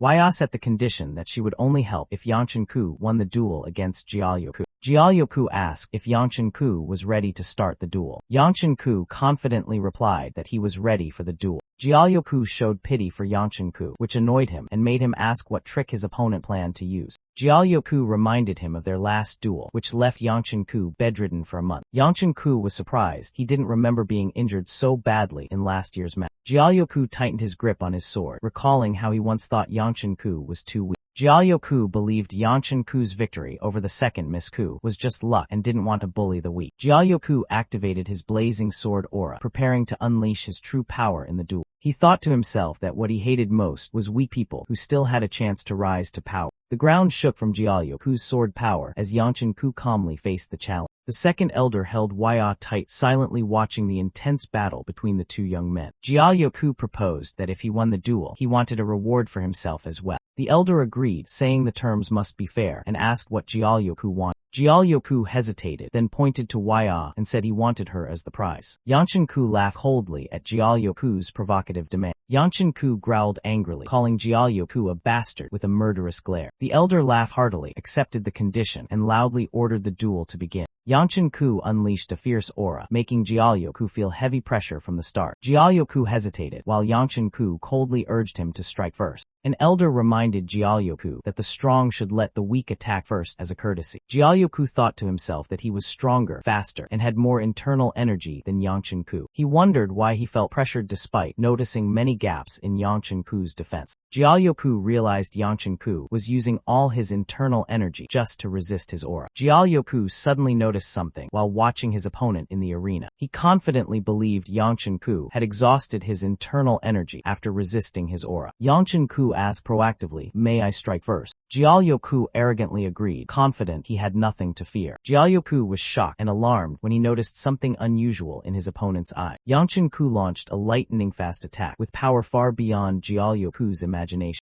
Jiaoku confidently dodged and mocked Yanshin-ku for being too slow attacking from behind. Yanshin-ku calmly threw a powerful punch, his cold gaze fixed on Jiaoku. He struck directly with overwhelming force, sending Jiaoku flying back. Jiaoku was blasted into the air, completely losing control from the surprise attack. He crashed heavily onto the ground, the impact echoing throughout the arena. A massive explosion erupted where Jiaoku fell, confirming Yanshin-ku's dominance. Blood splattered onto the ground after a heavy blow. The defeated opponent coughed up blood. Young Master Ku warned, "I don't want to hear you say you were attacked unfairly after this is over, or shall we end it here?" The defeated opponent knelt, admitting his mistake. "I'm sorry for underestimating you, young Master Ku. Clearly I have much to learn." Young Master Ku replied, "Good, then let's end the match here." "No, I haven't even used my full strength yet." The opponent refused to end it and unleashed his true power. Young Master Ku thought, "Damn, looks like this match won't end early. I don't have much time. I should use my internal energy." Yanshin-ku told himself that to face a stronger opponent, he had to use internal energy to boost his body's strength. He knew that using burst power too long would overwhelm his body and risk mental collapse. Calculating, he had only 7 minutes before reaching his limit and had to finish the fight within that time. He realized his opponent's scarlet sword of the 9 dragons technique only lasted while the sword was drawn. Yanshin-ku focused on the blazing sword, never taking his eyes off his opponent to find a chance to counterattack. His opponent swung the sword, creating fierce waves of fire that forced Yanshin-ku to defend immediately. The opponent swung again, creating a powerful fiery vortex engulfing the battlefield. Yanshin-ku gathered internal energy, his eyes glowing red, ready to launch a decisive counterattack. He unleashed a rapid series of moves, leaving fiery slash marks crisscrossing the ground. Yanshin-ku noticed his opponent's moves were smooth, without hesitation or interruption. However, that smoothness revealed a weakness in the continuous attack flow. If he could break that flow, his opponent's sword would have no path to continue. Yanshin-ku clutched his chest as chaotic internal energy surged wildly within his body. The opponent charged forward, slashing straight at Yanshin-ku's chest with a blazing sword. Yanshin-ku clenched his fist tightly, struggling to contain the internal energy about to explode. He detonated the energy within his body, creating an explosion that pushed the opponent back. Yanshin-ku used a self-destructive heat energy move to create space for a counterattack. The opponent was stunned. In that brief moment, Yanshin-ku had already determined the victor. Yanshin-ku lunged forward, unleashing a finishing strike with all his remaining strength. Jiaoku was punched hard by Yanshin-ku, blood splattering, completely caught off guard. Yanshin-ku charged forward like a living blaze, unleashing a heavy, deadly strike. The fiery blow descended, causing a fierce burning explosion that scorched the ground away. Yanshin-ku sat in the crater he created, his gaze icy cold and terrifyingly silent. Jiaoku slumped amid the rubble. From outside, Yanshin-ku's voice echoed, "Do you know what I hate the most?" Covered in blood, Jiaoku gasped, "I can't move," despair overwhelming him. Yanshin-ku stepped out of the shadow, eyes glowing red. "I don't care what you say, but I hate those who don't know their place." With a hollow stare, Yanshin-ku bitterly accused, "I hate how he tries to take what even I dare not touch." Clenching his trembling hand, Yanshin repeated coldly in his mind, "Should I break his arm so he won't dare try again?" He approached the fallen Jiaoku with determination, reaching down to grab his opponent opponent's right arm. Just as he was about to act, a white-bearded elder stopped Yangchen's hand and praised, "Well done, Yangchen." The wide shot showed all three sitting amid the broken wall's crater, the tense atmosphere gradually easing. A girl approached from afar, her voice gentle. "You can stop now," and another scolded, "You're overdoing it." Yangchen Ku leaned against a pillar, defending himself. He can still walk home, but was warned by the elder about the second elder's reaction. Without hesitation, Yangchen turned and replied, "Who cares? I never planned to be the clan leader anyway." The white-bearded elder angrily shouted right after, "Shut up, don't say that." When Yangchen refused to be clan leader, Xiala asked, "Can I eat then?" happily agreeing if she could eat as much as she wanted. The elder sighed at Xiala's lack of seriousness, while Yangchen laughed, saying she might be stronger than many others. Xiala excitedly boasted about having lots of yakwa, surprising Yangchen, who wondered, when did she learn swordsmanship? Yangchen's mind echoed, "Probably the sword master taught, but in my past life I only saw her doing chores." He began doubting Xiala's past. Could it be she wasn't as foolish before? He fell silent, pondering deeply. What kind of person was Xiala back then? But his past memories were vague. Panicked at forgetting, Yangchen tormented himself. How could I forget that? While Xiala anxiously asked about. She thought he had a head injury and was about to die. Panicked, the white-bearded elder sighed and told them to rest and leave clan matters for later. The white-bearded elder sternly stopped Yangchen Ku. "Where do you think you're going?" Yangchen Ku laughed comfortably, reminding the elder, "You need to keep your promise." The elder frowned and reluctantly asked, "What do you want? Money? Food?"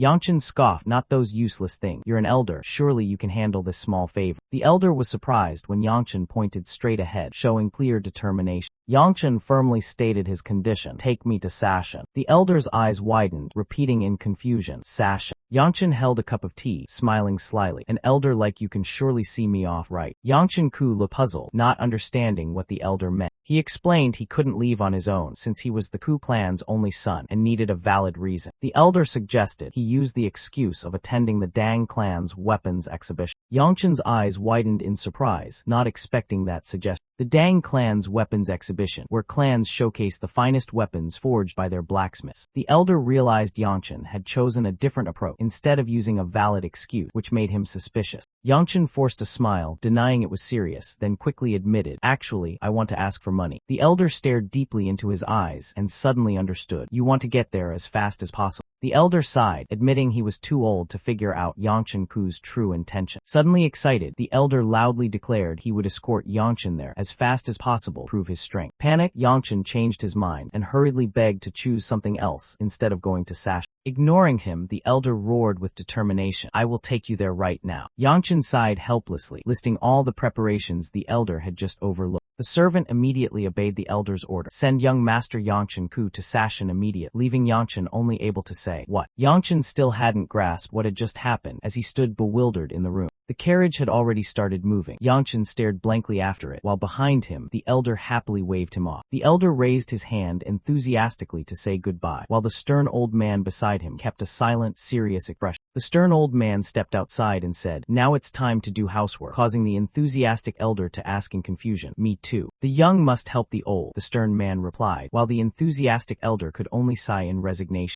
Reluctantly, the enthusiastic elder picked up a broom, his face clearly showing displeasure, but obediently following order. While sweeping the yard, the enthusiastic elder took the chance to complain and confide in the stern old man. The stern man responded, suspecting the enthusiastic elder had deliberately sent the child away just to have an excuse to talk to him. He revealed that the Ku clan leader had asked him about the divine doctor a few days ago, apparently looking for someone for a special request. The stern old man walked away, while the enthusiastic elder stayed behind, his gaze thoughtful as he pondered the true purpose behind it all. The enthusiastic elder gently placed his hand on the door, as if preparing to say something serious. He said that if he couldn't share it, there was another matter troubling the stern old man's niece, Xiala Y. An image of Xiala Y appeared, but her aura made the enthusiastic elder suspicious. "She's not like an ordinary person. What exactly is she?" The stern old man reacted coldly. "You're crossing the line, right?" His voice lowered, back turned but radiating strong authority. "Watch your words." He warned that if Xiala Y was truly alive like Ryan claimed, then despite differences, she should have a clear living aura. He recalled first meeting her at the Nine Dragons conference, where his impression was completely empty, no sign of life presence.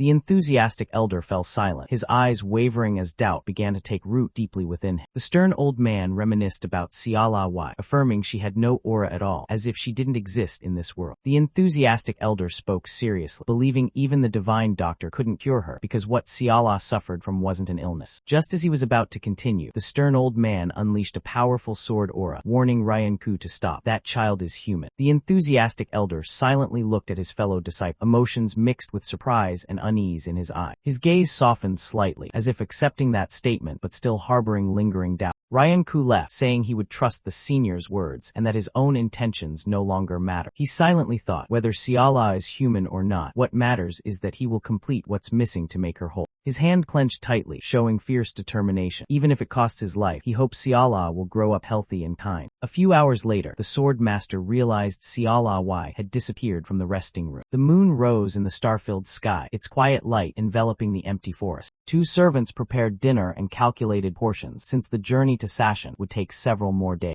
They noticed the young master was missing. He had said he would train while waiting for dinner. Yanshin-ku was pouring all his energy into martial arts training in the forest, throwing powerful kicks and punches. A punch shook the ground, creating a loud explosion in the still night. Sweating heavily, Yanshin-ku panted, struggling to catch his breath after the workout. He collapsed onto the ground, frustrated that despite 10 days of training, he saw no progress. Yanshin-ku realized his biggest problem when fighting Jiaoyu-ku was his weak internal energy. He resolved to strengthen his internal energy before doing anything else. A strange purple swirl appeared in his memory, reminding him of a familiar recollection. Yanshin-ku recalled the dark technique, heavenly absorption skill, which could absorb internal energy from spirit pills or spirit beasts. He remembered the terrifying side effect. The demonic energy would invade the body, corrupting the martial artist. Fortunately, the fire wheel inside him had purified all that demonic energy. Since he no longer sensed demonic energy after that, he believed he could train without harm. But that was a devil's art, something that nearly made him lose himself, a mistake he could never repeat. Suddenly a scream echoed from somewhere, startling Yanshin-ku to turn around. Yanshin-ku heard the scream, confused as he saw someone panic and shout in the forest. He ran over with a subordinate and asked what was causing the commotion. A frightened girl sat up abruptly, pointing toward the carriage and exclaimed, "In the carriage." Yanshin-ku hurriedly pulled back the curtain and stepped inside the carriage to check. A startled ah came from inside, making everyone jump. Xiaolai suddenly poked her head out, calling loudly, "Young master," with eyes shining brightly with joy. She smiled brightly, saying she wasn't sure how she had sneaked onto the carriage. Recalling earlier, Xiaolai had begged to come along but was refused because she was too clumsy. Xiaolai angrily asked why the elder had let her leave without stopping her before. The stern elder replied that at that time there were people who could intervene if she caused trouble, but not in Sashin.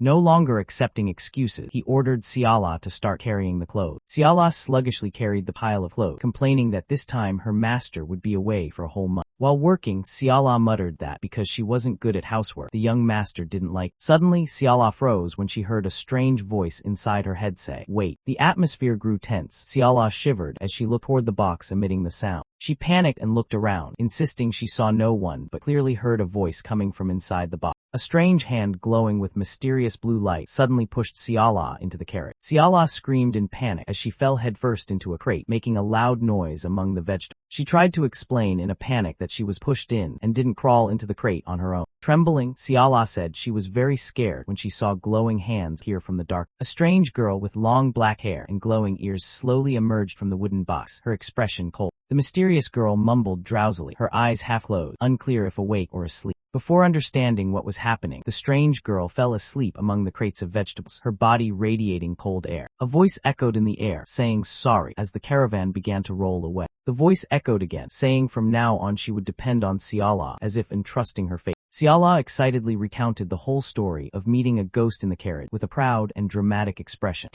Three strangers sat around the fire, silently looking at Xiaolai, unable to believe what they had just heard. Xiaolai awkwardly realized no one reacted as she expected, her face turning confused. She emphasized again, "That's how I got here," while others replied dryly, "Yeah, heard it." One in the group confirmed the story of Xiaolai being lured onto the carriage by a ghost, and she nodded excited. Someone almost blurted out for Xiaolai to go back, but left the sentence unfinished as the caravan kept moving. On the way, an owl flew past the carriage, prompting Xiaolai to recall a story about having eaten an owl and finding it tougher than expected. She cheered when she saw a squirrel on a branch, then was scolded by her companion for having eaten squirrel meat and having her yakwa confiscated. Yangshan-ku wondered if they should have sent Xiaolawai back to Sansio since the distance wasn't too far. Xiaolawai happily teased Yangshan by offering a worm in exchange for a yak. Yangshan reacted quickly, throwing the worm out the window, causing the beloved yakwa to fall after it. Xiaolawai screamed in despair, while Yangshan lay back complaining they should have just left her behind. Suddenly, blue fireballs appeared in the sky, signaling impending danger. Yangshan lay helplessly staring at the ceiling, speechless as he sensed the approaching threat. Yangshan ordered Mayan to stop the caravan immediately upon noticing something unusual. Feeling the silence was too eerie, Yangshan commanded Xiaolawai to get inside and warned that 4 threats were approaching. A monstrous bear was sliced cleanly by a sharp sword, light flashing as blood splattered everywhere. Yangshan-ku suddenly realized there were only 3 enemy auras left, contrary to his initial feeling. The second bear was quickly killed by a precise sword strike, the countdown continued. The last bear suddenly lunged at the window, startling Yangshan-ku as he stared directly at it. A strange blue-haired figure appeared, hands wrapped in flames ready to fight. A white-haired swordsman appeared behind the carriage, drawing a glowing blue electric sword, signaling to keep distance. The white-haired swordsman tightened his grip on the sword hilt, energy crackling as he prepared to strike. With a powerful slash, the swordsman cut down the last bear, protecting the carriage and its occupants. The white-haired swordsman walked slowly, sheathing his sword after finishing off the beast. She calmly explained she was traveling alone, but her words left everyone unsure who she was talking to. Xiaolawai called out loudly, "Unnai," from inside the carriage, signaling to the female swordsman, which only confused Yangshan more. Yangshan-ku was stunned, not understanding the relationship between the 2 girls. Immediately after, he realized something serious, his expression changing drastically. Blood dripped from the sword blade, staining the ground red in an eerie silence. The white-haired swordsman stood amid a pool of blood and scattered corpses, a scene like hell. She coldly asked, as if confirming, "You're heading to Sashan, right?" Bayan Namgung stepped into the ruined scene, her voice deep. "No one's here." She quietly turned her head, sensing something unusual in the fiercely alert red space. In the night forest, Baya in her purple sword attire asked coldly, "Can I join you?" She introduced herself as Bayan Namgung, leaving those opposite stunned. Despite her gentle appearance, she was recognized as the madwoman, causing someone to panic inwardly. The sky was dark and covered with ash, signaling a recent catastrophe. A flock of crows picked at bodies in the bloody scene, depicting the aftermath of a horrific massacre. Before dozens of corpses, a black-haired young man faced Baya, questioning, "You're the only survivor. Did you kill them all?" Baya Namgung gripped her sword hilt tightly, asking coldly, "What did our master say?" The black-haired man replied, recalling the order to bring her back and mocking her current madness. She tilted her head sharply in response, while he sighed in relief seeing she was still sane. As Baya was about to turn, he quickly corrected her, reminding, "Not that way." Baya confusedly turned left then right, making him laugh. "That's your right hand." He sighed in frustration and ordered, "Don't do anything stupid, just follow me." While Baya complained she was tired before even starting. They walked silently across the bloodstain until Baya suddenly called him back. "Hey." She looked up at the evening sky and seriously asked, "Do you think Sovereign Sword is strong?" Then bombarded him with more questions about swordsmanship. Baya kept muttering about sword power, causing the young man behind her to chuckle coldly. "Ha." Suddenly he summoned blazing purple fire in his palm and scolded, "Crazy." The young man charged forward with an attack, shouting tensely, "Insane." Baya remained calm, her cold eyes watching the incoming energy orb. She stood still amid the fierce purple aura, gripping her sword hilt with both hands, her whole body radiating killing intent. A terrifying explosion burst from Baya, tearing apart the surrounding space. She advanced, eyes glowing, and coldly asked, "Do you want to fight me?" The young man could only sigh in despair amid the sky filled with flying crows. Yangshan-ku stopped Baya Namgung, pointed, and told her she was going the wrong way. He mocked her response and ordered her to shut up and follow him. They walked quietly, but tension simmered between them under the gloomy purple sky. Yangshan-ku threatened to tear Baya apart if she mentioned Tam Ton again. Ignoring the warning, Baya insisted on pointing another way and said it was fast. Yangshan-ku flew into a rage at her stubbornness, preparing to unleash his power. He cursed that he reached the destination in 1 day, while Baya took 4 days to arrive. Earlier, Baya Namgung had volunteered to accompany Yangshan-ku on the way to Sashan. Yangshan-ku firmly refused Baya Namgung's offer, believing she would only cause trouble. He remained cautious, suspicious of Baya's true identity, and unwilling to accept strangers joining the group. Baya stood silently on the road, facing the wariness of Yangshan and the other. She calmly said, "I understand," her cold eyes gradually showing determination. Baya's eyes flashed a cold light, signaling a rising silent anger. Baya unleashed lightning power, her body radiating a strong energy covered the area. A giant lightning bolt struck down as Baya stood firm at the center, terrifying everyone.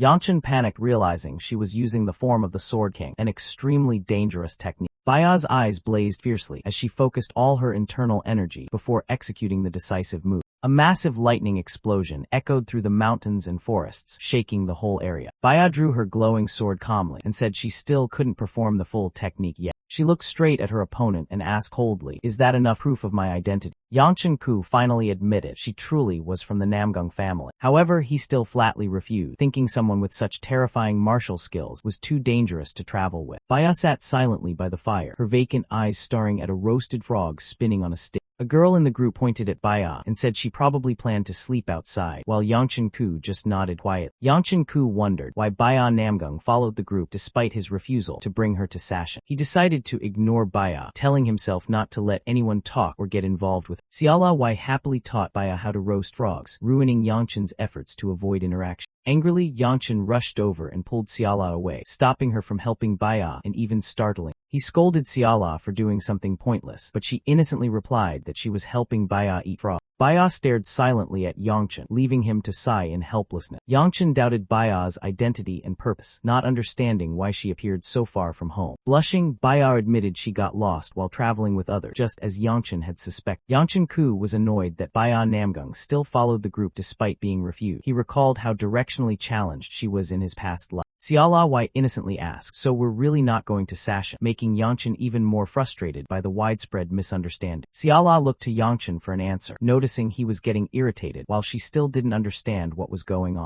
Baya continued silently roasting frog, while Xiala sat beside her carefree. The contrast left Yang Chen powerless. When she learned the group wasn't going to Sasha, Xiala jumped up in shock, while Yang Chen blamed himself for not letting her return earlier. Finally, Yang Chen compromised, saying he wouldn't stop Baya if she wanted to keep coming along, accepting the current situation. Baya shyly introduced herself as Baya Namgung, and Yang Chen gently replied that he already knew, subtly showing he wasn't a stranger. Yang Chen asked her to also introduce herself to everyone else, marking the first step in accepting Baya as part of the group. Yang Chen-ku was silent for a moment before awkwardly starting to introduce himself. He officially stated his name was Yang Chen-ku, from the Ku family, making the atmosphere more serious. The narrator once thought he would never pity Yang Chen, but after 2 days, that changed. Xiala Wai and Baya Namgung quickly became close, walking together while chatting and observing nature. Xiala refused to get on the carriage because she wanted to stay with Baya, causing the group to slow down considerably. Yang Chen called Xiala onto the carriage, but she asked for Baya to come along too, making him both angry and confused. Xiala refused to go if Baya couldn't, and Baya politely asked for opinions, putting Yang Chen in an awkward spot. Mayan reported that at the right speed they'd arrive in 1 day, but currently it was taking 3. Mayan suggested letting Baya ride for convenience.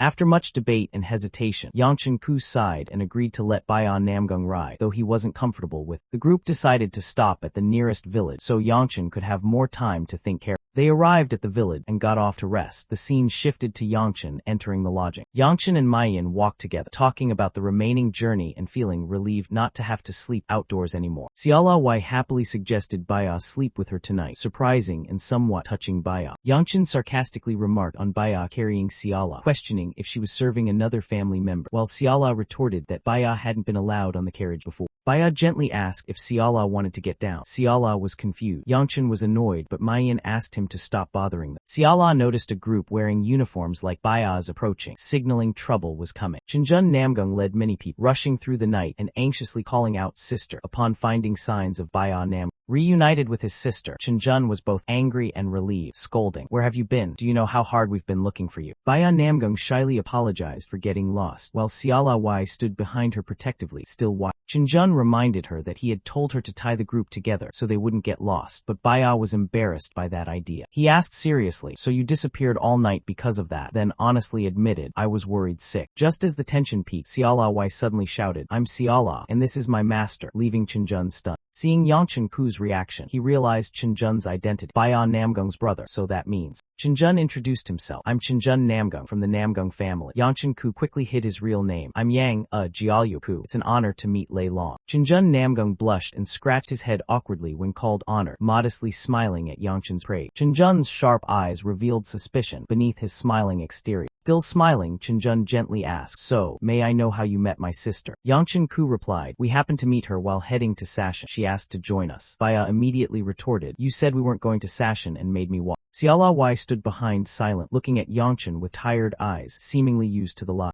Chinjun felt sorry for his sister. I'm sorry if she troubled you. He offered to lend them a room. Yangchen politely declined. We're just doing what's right. Inwardly, Yangchen Ku growled. I don't want to be near that crazy girl anymore. Better to find somewhere else. A subordinate reported, Young master, we have no rooms left. Yangchen glared and said, then we'll camp. Mayan, Yangchen Ku's loyal subordinate, teared up as he pleaded. The servants are tired from camping so many days, which made Yangchen reluctantly agree. Under the bright moonlight, Yangchen looked up and silently thought, thank you, Master Namgung. A dark flashback appeared. The first thing Bayan Namgung did when she turned to the dark path was to wipe out her entire family. In the bloody scene, she killed her older brother, the elder, and all disciples of the family. The price she paid was the title of Demon Sword Empress and a notorious reputation in the martial world. Sitting pensively by the railing, Yangchen Ku thought, I thought she hated her family, but she seems fine with Lei Long. He recalled the Sword Emperor technique Baya once used, far surpassing even Lei Long, but strangely, no one ever mentioned or nicknamed her for it. As he turned into the room, Yangchen suspected, her brother seems normal. Could something be wrong in their family? Suddenly, Chinjun Namgung appeared behind him. In the morning, Yangchen Ku bowed to thank Chinjun Namgung for the room, but before he could finish, Chinjun suddenly slapped Yangchen hard in front of everyone, leaving him stunned. With icy eyes, Chinjun enunciated sharply, know your place. Yangchen was shocked and asked, what, not understanding why he was treated that way. Chinjun said sternly, I've been too lenient with your disrespect. I don't want someone like you near my sister. With a cold face he threatened, if you make her misunderstand again, I'll cut you in two, and the girl on my sister's back. Bayan Namgung suddenly appeared, calling out, Chinjun, what are you going to? But Chinjun quickly changed his tone, smiling. It's an honor to welcome young Master Ku. Without letting Yangchen say more, Chinjun pulled Baya away, using the excuse we have to have breakfast, leaving Yangchen standing dumbfounded behind. Yangchen Ku stood silent, his eyes showing exhaustion after a chaotic night at Namgung. He thought to himself, they're all crazy. When a subordinate tried to report about the Namgung martial artists, Yangchen cut him off, wanting to avoid mentioning them. He asked Mayan about departure time, deciding to leave as soon as possible. Mayan announced everything was ready after breakfast, surprising Yangchen with this rare moment of clarity. Unable to hide his frustration, Yangchen firmly stated he needed to leave Namgung right after eating. In the dining room, Bayan Namgung gently apologized, while Siala Wai cheerfully invited him to try the half-eaten steamed buns. Watching Bayan Namgung and Siala Wai happily eating, Yangchen Ku sighed, wondering, do I really have to sit there? Yangchen Ku brought the buns to the table, thinking he understood why Siala Wai was here, but not why Bayan Namgung was present. Chinjun Namgung's sharp gaze radiated killing intent toward Yangchen, who instinctively sat at the nearest table. Bayan Namgung firmly denied it when Yangchen mentioned the angry look from her brother. Siala Wai pointed to prove her point, while Chinjun exuded an unbelievably radiant aura, leaving Yangchen Ku quietly confused. Yangchen Ku bit into a bun, thinking that even if he didn't understand what Chinjun was doing, the two wouldn't meet again at the Dang family's weapon exhibition. Not wanting to get closer, Yangchen Ku declared he was full and left the table before finishing, clearly keeping his distance from the two girls. As he left, Yangchen Ku wished them a good meal. Siala Wai hurriedly ran after him, calling, wait for me. Bayan Namgung stayed seated, silently watching with empty eyes and a soft sigh. Suddenly, Bayan Namgung felt a heavy killing intent around, making her choke and visibly uncomfortable. She covered her mouth with her hand, trying to calm herself amid the dark aura enveloping her. From behind, Chinjun Namgung's voice, her brother's, softly called, sister. He questioned why she chose to sit with outsiders instead of with their family. Bayan Namgung glanced anxiously, clearly feeling the pressure from her brother's angry gaze. Chinjun stood amid a dense blue-purple killing aura, radiating a terrifying presence that seemed to freeze the air. She quietly apologized, but Chinjun sternly reminded her to sit with the Namgung family next time.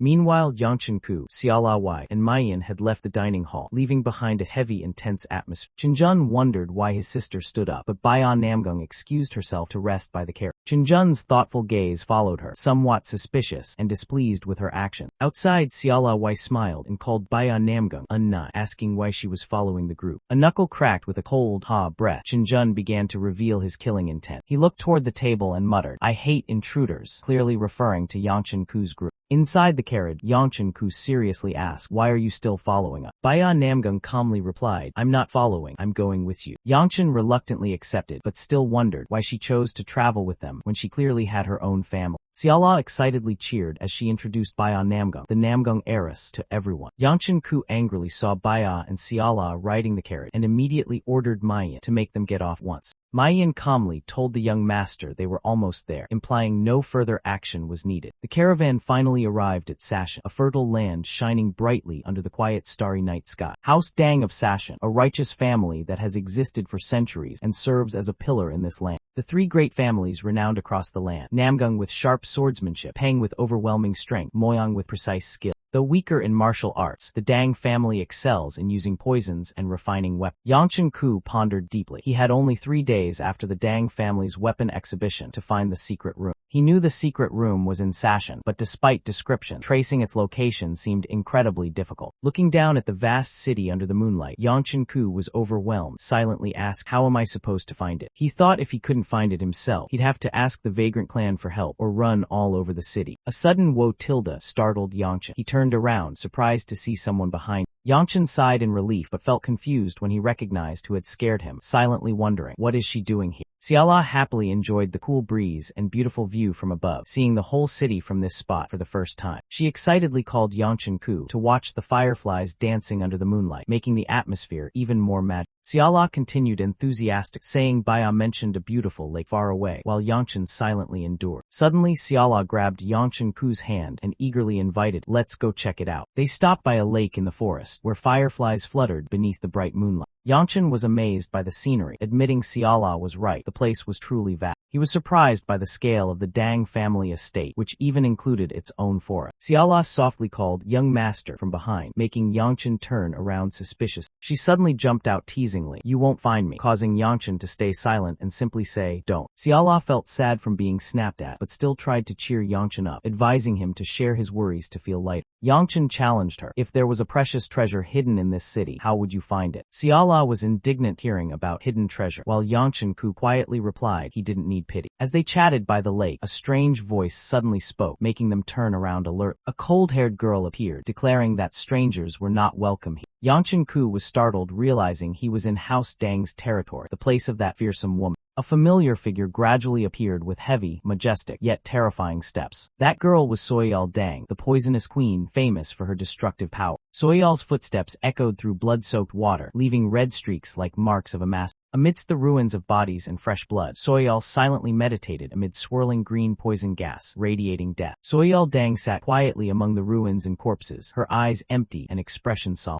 A long-haired, black-cloaked man suddenly appeared before her. Black blood streamed from Soyal Dang's eyes as she silently faced him with an emotionless gaze. She gave a dark smile and softly asked, "Is that you?" The man reminded her of her family's retreat and mocked her decision to stay and fight. Soyal Dang calmly replied, "Nothing has changed." He tilted his head and asked again, "Then why?" his eyes growing colder. She laughed and countered, "What about you? What are you doing here?" The man angrily grabbed her throat and shouted, "What a stupid question." The long-haired man with glowing purple eyes growled that he came to take Soyal Dang's last breath, his gaze full of killing intent. Despite being choked, Soyal Dang smiled calmly and admitted she was very sorry, a special apology meant only for him. The attacker was surprised and mocked her for apologizing to a demonic martial artist like him, thinking she had lost her mind. Soyal Dang smiled and admitted it. She had truly lost her sanity long ago. She continued that only after losing her eyes did she truly see everything, that she should have gone mad much earlier. The black-haired man grew impatient, telling her to stop babbling, and asked if that was her final words. Soyal Dang smiled peacefully, saying that although this wasn't the right place to say it, if the world still had time. Before she could finish her wish, a cruel crunch sounded. The death came before her final blessing could be spoken. The cold man in black left the massacre site, leaving Soyal Dang's bloodied body motionless at his feet. He looked at his bloodstained hand, expressionless face, and vacant eyes. A cold word echoed in his mind, disgusting. In a flashback, Soyal Dang angrily shouted, "Answer me," with fiery eyes and clenched teeth full of determination.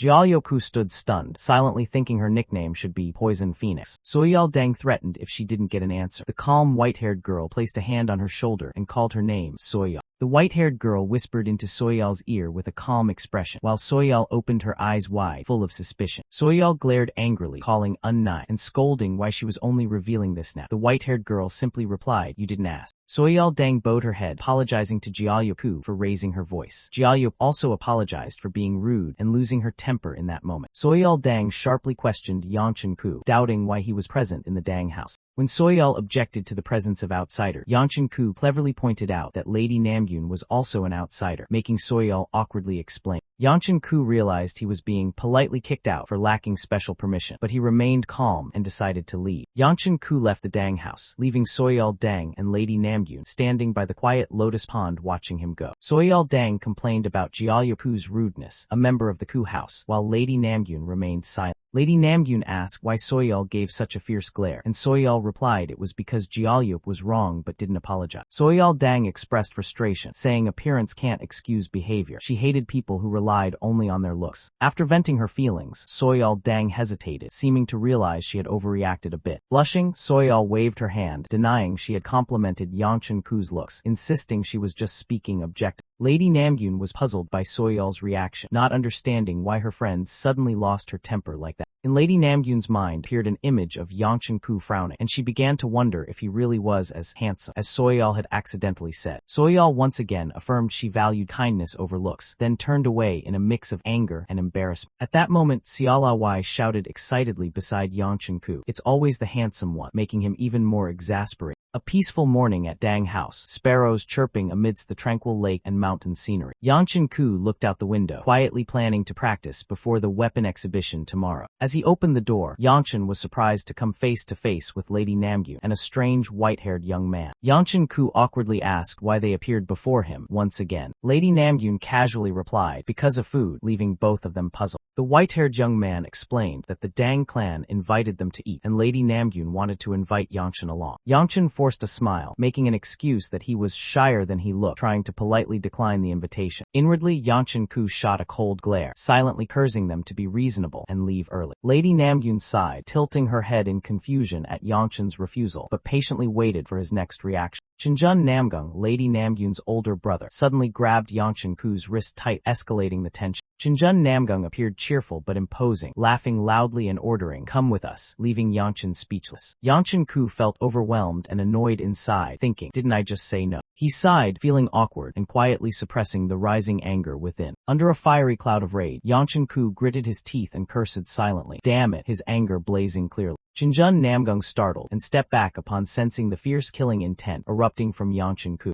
Though still angry inside, Yangchen Ku reluctantly stepped out of the room, awkwardly accepting the invitation, Lady Namgyun still unaware of what had just happened. Yangchen Ku had no choice but to accept the invitation unwillingly, forced to agree to save face. Yangchen draped his arm over the white-haired man's shoulder, pulling him along in a friendly manner, making the situation even more awkward. He leaned in close and called him young Master Namga, teasing with a tone full of hidden meaning. With dangerously fiery eyes, Yangchen coldly warned, "Watch your face, your little sister is watching, you jerk." Anger flared inside young Master Namga, but he could only grit his teeth and bitterly thank. Yangchen sat down at the banquet table, facing an array of elaborately prepared dishes glowing bright red like fire. He sighed helplessly, realizing all the dishes were tongue-burning spicy, typical Sashin specialties, but torture for him. Dang clan leader Jayok Dang invited everyone to eat. Yangchen could only stay silent before the chili-filled spread, wondering, enjoy what exact. Yangchen hesitated over what to try and decided on the buns, since they looked less red than the other spicy dishes on the table. As he brought a bun to his mouth, Yangchen caught a suspicious glance from Soyal Dang watching him. Soyal Dang suddenly grew angry, her gaze sharp as a blade, leaving Yangchen stunned and confused about what was happening. Yangchen realized Soyal had looked at him like that many times in their past life, full of killing intent and confusion. He sighed, wondering if in this life he would have to endure that look from Soyal again. Unable to resist any longer, Yangchen bit into the fiery red bun with unease. The spicy heat exploded in his mouth, making Yangchen gasp and roll his eyes, unable to spit it out. The burn was so intense he couldn't breathe. He cried out at the banquet table, struggling to control his panic. Yangchen's intense reaction made Soyal blush, panting, angry yet amused and speechless. Yangchen Ku was overwhelmed by the heat, yelling and begging for help because of the red bun he just ate. The silver-haired man sitting at the table coldly handed a glass of water to Yangchen Ku, who was suffering from the spicy. Yangchen Ku gasped for breath, gratefully accepting the water with a clear look of appreciation. As he drank, his eyes dropped to the plate where a piece of spicy fish had just been served. Lady Namgyun calmly remarked that the fish wasn't spicy at all, completely opposite to Yangchen's reaction. Yangchen Ku froze, respectfully and cautiously calling out Lady Namgyun's name. Lady Namgyun wondered why Yangchen suddenly changed the way he addressed, making him feel awkward. The silver-haired man, Lady Namgyun's brother, suddenly clenched his chopsticks in anger, his eyes blazing. Feeling the tension, Jayok Dang, who was at the table, pretended the chopsticks were faulty, while the silver-haired man admitted he was just gripping too hard. Soyal Dang quietly lowered her head and sat down beside Yangchen Ku, looking shy and hesitant. Still with her head down, Soyal Dang said nothing. Her cheeks flushed as if struggling internally to say something. Yangchen Ku turned to look at Soyal Dang's strange reaction, his mind full of questions. Lady Namgyun straightforwardly asked if Soyal Dang had something to say, causing her to panic and hastily deny it. Under pressure, Soyal Dang blushed and hesitantly began, well, making Yangchen Ku watch attentively. Just as she was about to speak, Chinjun Namgung interrupted, deliberately cutting into the conversation. Chinjun Namgung feigned casualness, pointing to the training yard and asking Jayak Dang if it was the clan's practice ground. Jayak confirmed it was but said no one used it since everyone had their own training spots. Chinjun Namgung suggested visiting the training yard, using the excuse that everyone had finished eating and hinting at changing location. Yangchen Ku silently observed Chinjun Namgung, suspicion rising about the real purpose behind the sudden sparring invitation. The group walked to the large training yard of the Dang clan, all amazed by the grand scale of the place. Chinjun Namgung explained that their ancestors built the yard so big because, if you build it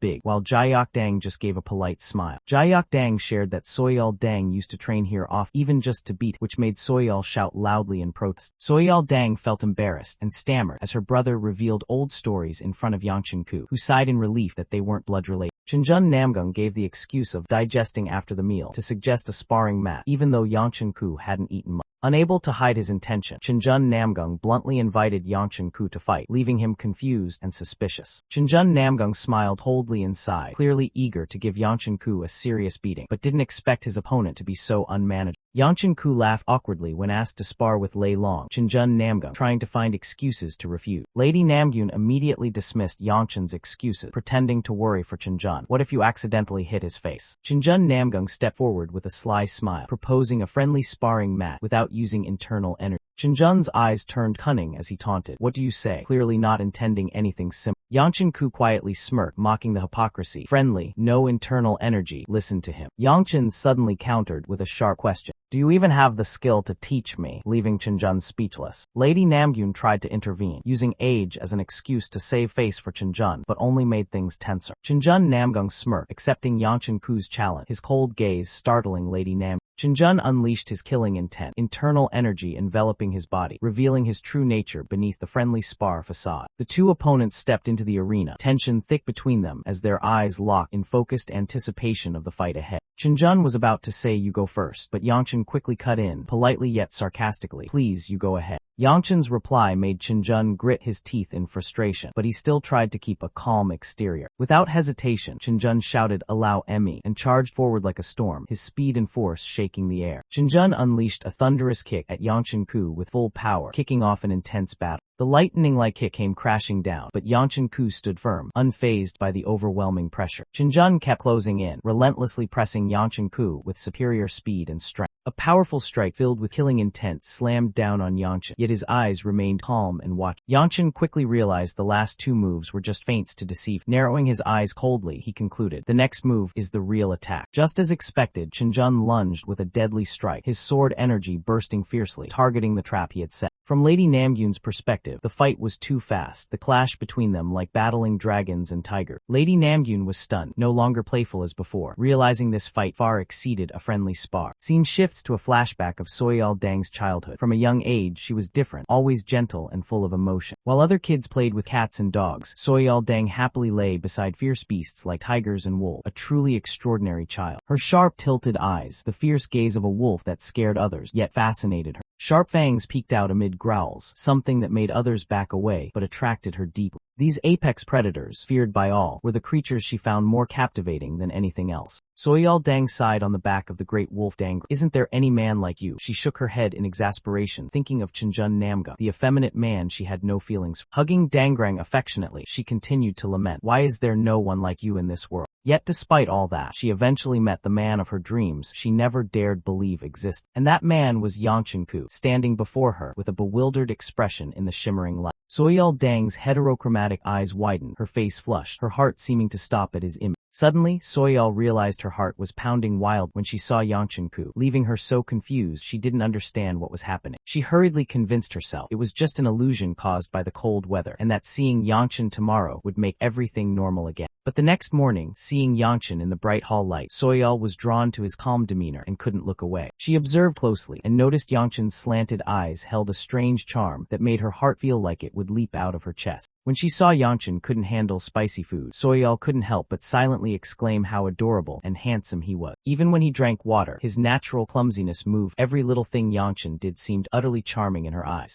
Unaware of how close she had got, Soyeol panted beside Yangchen, who remained silently puzzled by her behavior. Overwhelmed by her feelings, Soyeol snapped back to reality and wondered when she had sat next to him, then awkwardly denied it when Yangchen asked. Soyeol Dang blushed with a pounding heart, wondering if this was love, and if so, whether she could take the next step. Gathering all her courage to speak to Yangchen-ku, she was suddenly interrupted by a powerful energy that shattered the moment. Lady Namgyun startled, turning toward the explosion, her face filled with worry at the sudden, tense situation. She and Soyeol Dang hurried to the scene. Both witnessed the aftermath of the fierce clash that cracked the stone floor wide open. Soyeol Dang looked up, eyes wide with surprise, feeling both regret at the interrupted moment and amazement at the fight before her. In the arena, Yangchen-ku was battling an opponent dressed in blue Chinjun Namgung, with onlookers watching closely. Chinjun Namgung gripped the broken sword tight, his eyes blazing with fierce purple killing intent, clearly angry and serious. Yangchen-ku responded with a provocative smile, his eyes glowing red in confidence, so strong it only heightened his opponent's tension. Soyeol Dang was knocked to the ground by the shockwave from the fight, her dress billowing amid the dust. She sat on the floor, gasping, overwhelmed and confused by what had just happened. Lady Namgyun stood behind, watching her friend panic and gasp for breath, while two swordsmen faced off ahead. Chinjun Namgung clenched the broken wooden sword, his mind troubled by a terrifying question. Why did the sword break? He admitted to himself that the first moves were just probing attacks, but the following ones were real strikes. During the mental battle, he realized he had overthought things, while his opponent didn't need complexity to dominate. Yangchen-ku looked down from above, his eyes blazing red as he coldly warned, "Got it." Chinjun quickly counterattacked, but in front of him was Yangchen, who had just slammed the arena floor as a final warning. Chinjun Namgung gritted his teeth in anger at losing his sword mid-fight, shouting insults at his opponent. A voice from behind reminded him there was a spare sword nearby. Chinjun turned with a scowl toward the training weapons and hurriedly grabbed a new one. Yangchen-ku smiled casually, taunting, "You said this was a training session, so teach me something." Chinjun clenched his teeth, suppressing his anger as his pride took a serious hit. Yangchen laughed loudly, teasing further, "Actually, I think I'm the one teaching you." Chinjun growled inwardly, cursing in frustration at being embarrassed. His internal energy surged, black aura and purple lightning swirling around him and the wooden sword he held. Electricity crackled fiercely with a thunderous roar, tearing through the surrounding air. Chinjun lunged down like a thunderbolt, his wooden sword glowing intensely, forcing Yangchen to dodge quick. Yangchen glared angrily, realizing Chinjun had recklessly used real internal energy during training. Chinjun landed, the space around him exploding with dazzling blue light and terrifying energy rising. Lightning surged wildly across the dojo as Chinjun stood at the center like a thunder god descending. The lightning waves unleashed from Chinjun's wooden sword tore through the air with a terrifying energy column. The lightning exploded, shards scattering like meteors, shaking the ground. Chinjun couldn't believe what was happening. Impossible. He's just an unknown nobody. Meanwhile, Yangchen stood firm, eyes glowing red, silently wondering, how is he stronger than me? Yangchen gave a cold smile, ready to respond. "All right, I've been holding back enough." He dashed forward like lightning, decisive and ready to strike back. He delivered a sharp kick aimed straight at Chinjun's vulnerable spot. The powerful kick struck Chinjun's groin, making him double over in pain. His body curled up and staggered uncontrollably, clearly unable to continue fighting. Lady Namgyun was stunned, her face showing horror as she couldn't believe what she was seeing. Mayan screamed loudly, startled as if he had been hit instead of his master. Soyeol Dang covered her mouth in shock, her heterochromatic eyes wide open, afraid to breathe heavily. Chinjun lay motionless, his face twisted, sweat pouring down, eyes filled with despair. The kick had completely shattered his confidence. Cracking sound echoed through the silent space as deep, spreading fissures appeared on the ground, signaling danger. A cute chick suddenly popped out of an egg, a soft hop symbolizing an innocent beginning, completely contrasting the previous scene. Chinjun Namgung was knocked down in the arena, screaming in pain. Yangchen-ku stood tall amid the wreckage, watched from afar by three elders. Close-up of Chinjun lying defeated, eyes full of despair. Meanwhile, Yangchen turned away, barely suppressing a mocking smile. With glowing red eyes, Yangchen-ku grinned slyly, tilting his head and teasing, "Wait, did it really break?" Chinjun continued to scream, clutching his knee, still unable to stand after Yangchen's brutal strike. Chinjun cursed angrily, but Yangchen only replied sarcastic, confirming he was still alive since he could still swear. Unable to hold hold back, Yangchen shouted in anger. Coward, are you even worthy to be a martial artist? His whole body trembled with emotion at his opponent's weakness.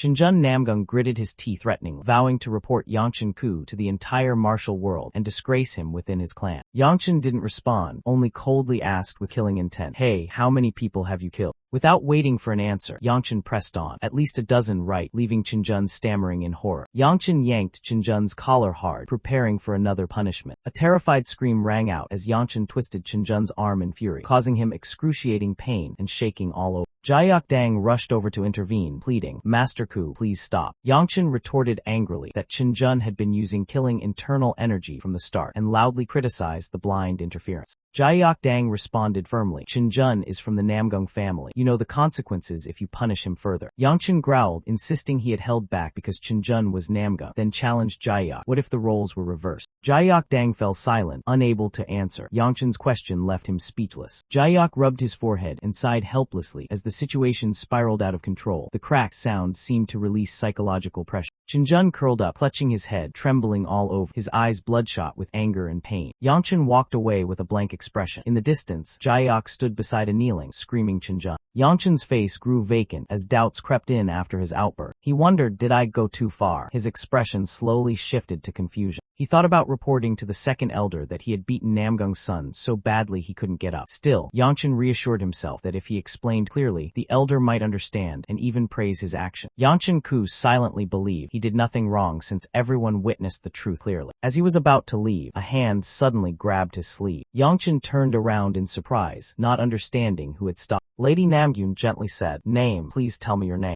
Yangchen quickly pulled his hand back and replied, "I already told you, I'm Jiaoyu Ku." Lady Namgyun calmly said, "That's a lie." Yangchen was shocked. "How do you know?" He questioned, "Why do you want to know? Are you seeking revenge for your brother, or is it?" Lady Namgyun remained silent, her eyes complex and speechless. Yangchen Ku thought to himself, he had beaten Chinjun Namgung so badly, yet Lady Namgyun still kept her calm. Lady Namgyun spoke seriously, repeating her request, "Tell me." She stepped closer, looked Yangchen straight in the eye, and clearly said, "Your real name." Yangchen fell silent, his face hesitant, a bead of sweat trickling down his cheek. Suddenly, he changed direction. "All right, but why do you keep speaking so vaguely to me?" Lady Namgyun was startled, flustered as she corrected herself. "Please, Master Ku." Yangchen asked back, "If I tell you my real name, will you stop following me?" Lady Namgyun nodded twice firmly without a word. Yangchen lowered his head thoughtfully, seemingly weighing his decision seriously before revealing his true identity. Lady Namgyun softly uttered the name that moved Yangchen Ku. She repeated his name once more, her eyes softening with indescribable emotion. Yangchen thought he couldn't attend the Dang clan's weapon exhibition as planned. However, he saw it as a good chance to spend more time searching for the secret room he was interested in. Sore from the previous fight, Yangchen told himself he needed to rest before taking further action. The young master stopped before the gate of a large mansion, ready to stir up new trouble. His servant panicked, "Young master, I heard you beat the heir of the Namgung clan," and vowed not to leave his side. Ignoring the warning, the young master calmly gazed at the mansion gate and murmured.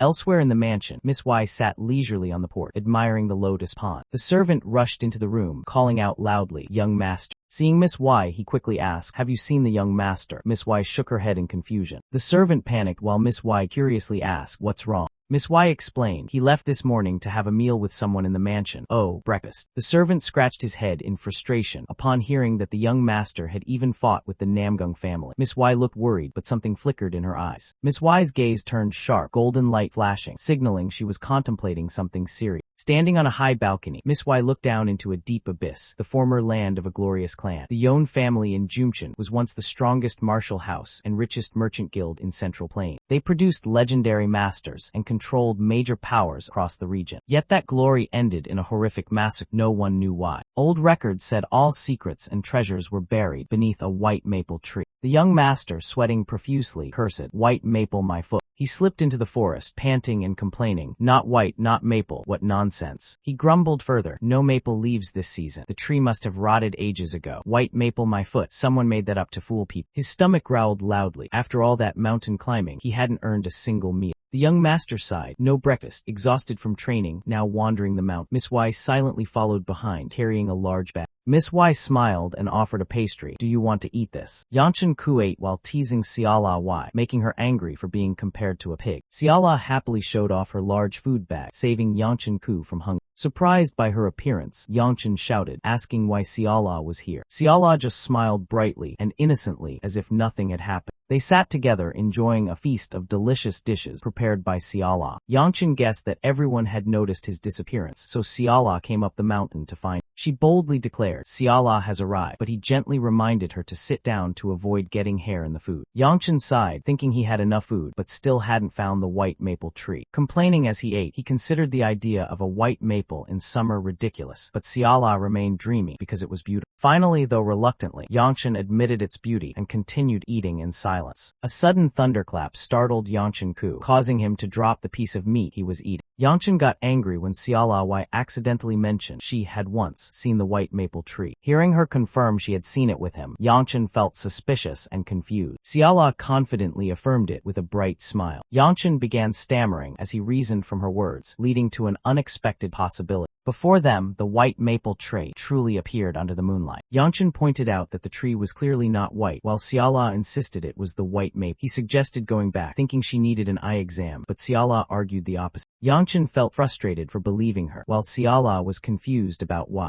Despite being doubted, Siala held on to her belief that she wasn't lying. A voice echoed in her mind, affirming she was right and not mistaken. Siala stood in the darkness, her long hair flowing as blue electricity swirled around her. Yangchen Ku was frustrated by his stalled cultivation, feeling heavy-hearted in the quiet night. He wondered if he should seek guidance from the second elder, instead of wandering aimlessly. A cracking sound made Yangchen turn cautiously in the night. He froze when he saw Siala gathering lightning energy in her palm. Yangchen rushed over in alarm, sensing danger from the energy she controlled. Siala didn't hesitate, pointing her finger at the swirling lightning before her. Yangchen was thrown back by the shockwave, shouting to stop her action. The girl touched the energy's core, where the bright blue electricity exploded. A spatial portal opened, pulling both Siala and Yangchen into a dazzling blue light. The lightning portal expanded, blue light spreading through space as if tearing reality apart. Yangchen Ku gritted his teeth, struggling through the blinding electricity to catch up with Siala. A flash of light appeared. His eyes blinked slightly as he began to sense something unusual. Yangchen was stunned, realizing he had arrived somewhere completely different, shielding his face from the harsh light. Before them was a wondrous sight, a giant ancient tree glowing brilliantly under a starry sky. Siala turned to the young master and softly said, I told you so. She smiled brightly, eyes sparkling, while the tree shone radiantly behind her. Yangchen was bewildered, wasn't that just a dead tree earlier? Did she tear open an invisible space? He awkwardly pressed, hey, how did you do that? While Siala just looked confused in response. You did something to make the tree appear, Yangchen insisted. Siala still played innocent. Me, how could I? Siala looked puzzled when reminded of something she didn't remember doing. Yangchen Ku was so angry he was speechless, clenching his hands tightly to hold back. Not wanting to argue further, Yangchen Ku decided to question Siala later. The two approached the white maple tree, the location mentioned in the treasure map. Yangchen Ku suspected the treasure was underground, not above ground. He pressed close to the trunk and noticed something unusual behind it. Yangchen Ku's eyes widened in surprise as he saw something beneath. A mystical purple vortex appeared underground right beneath the white maple tree.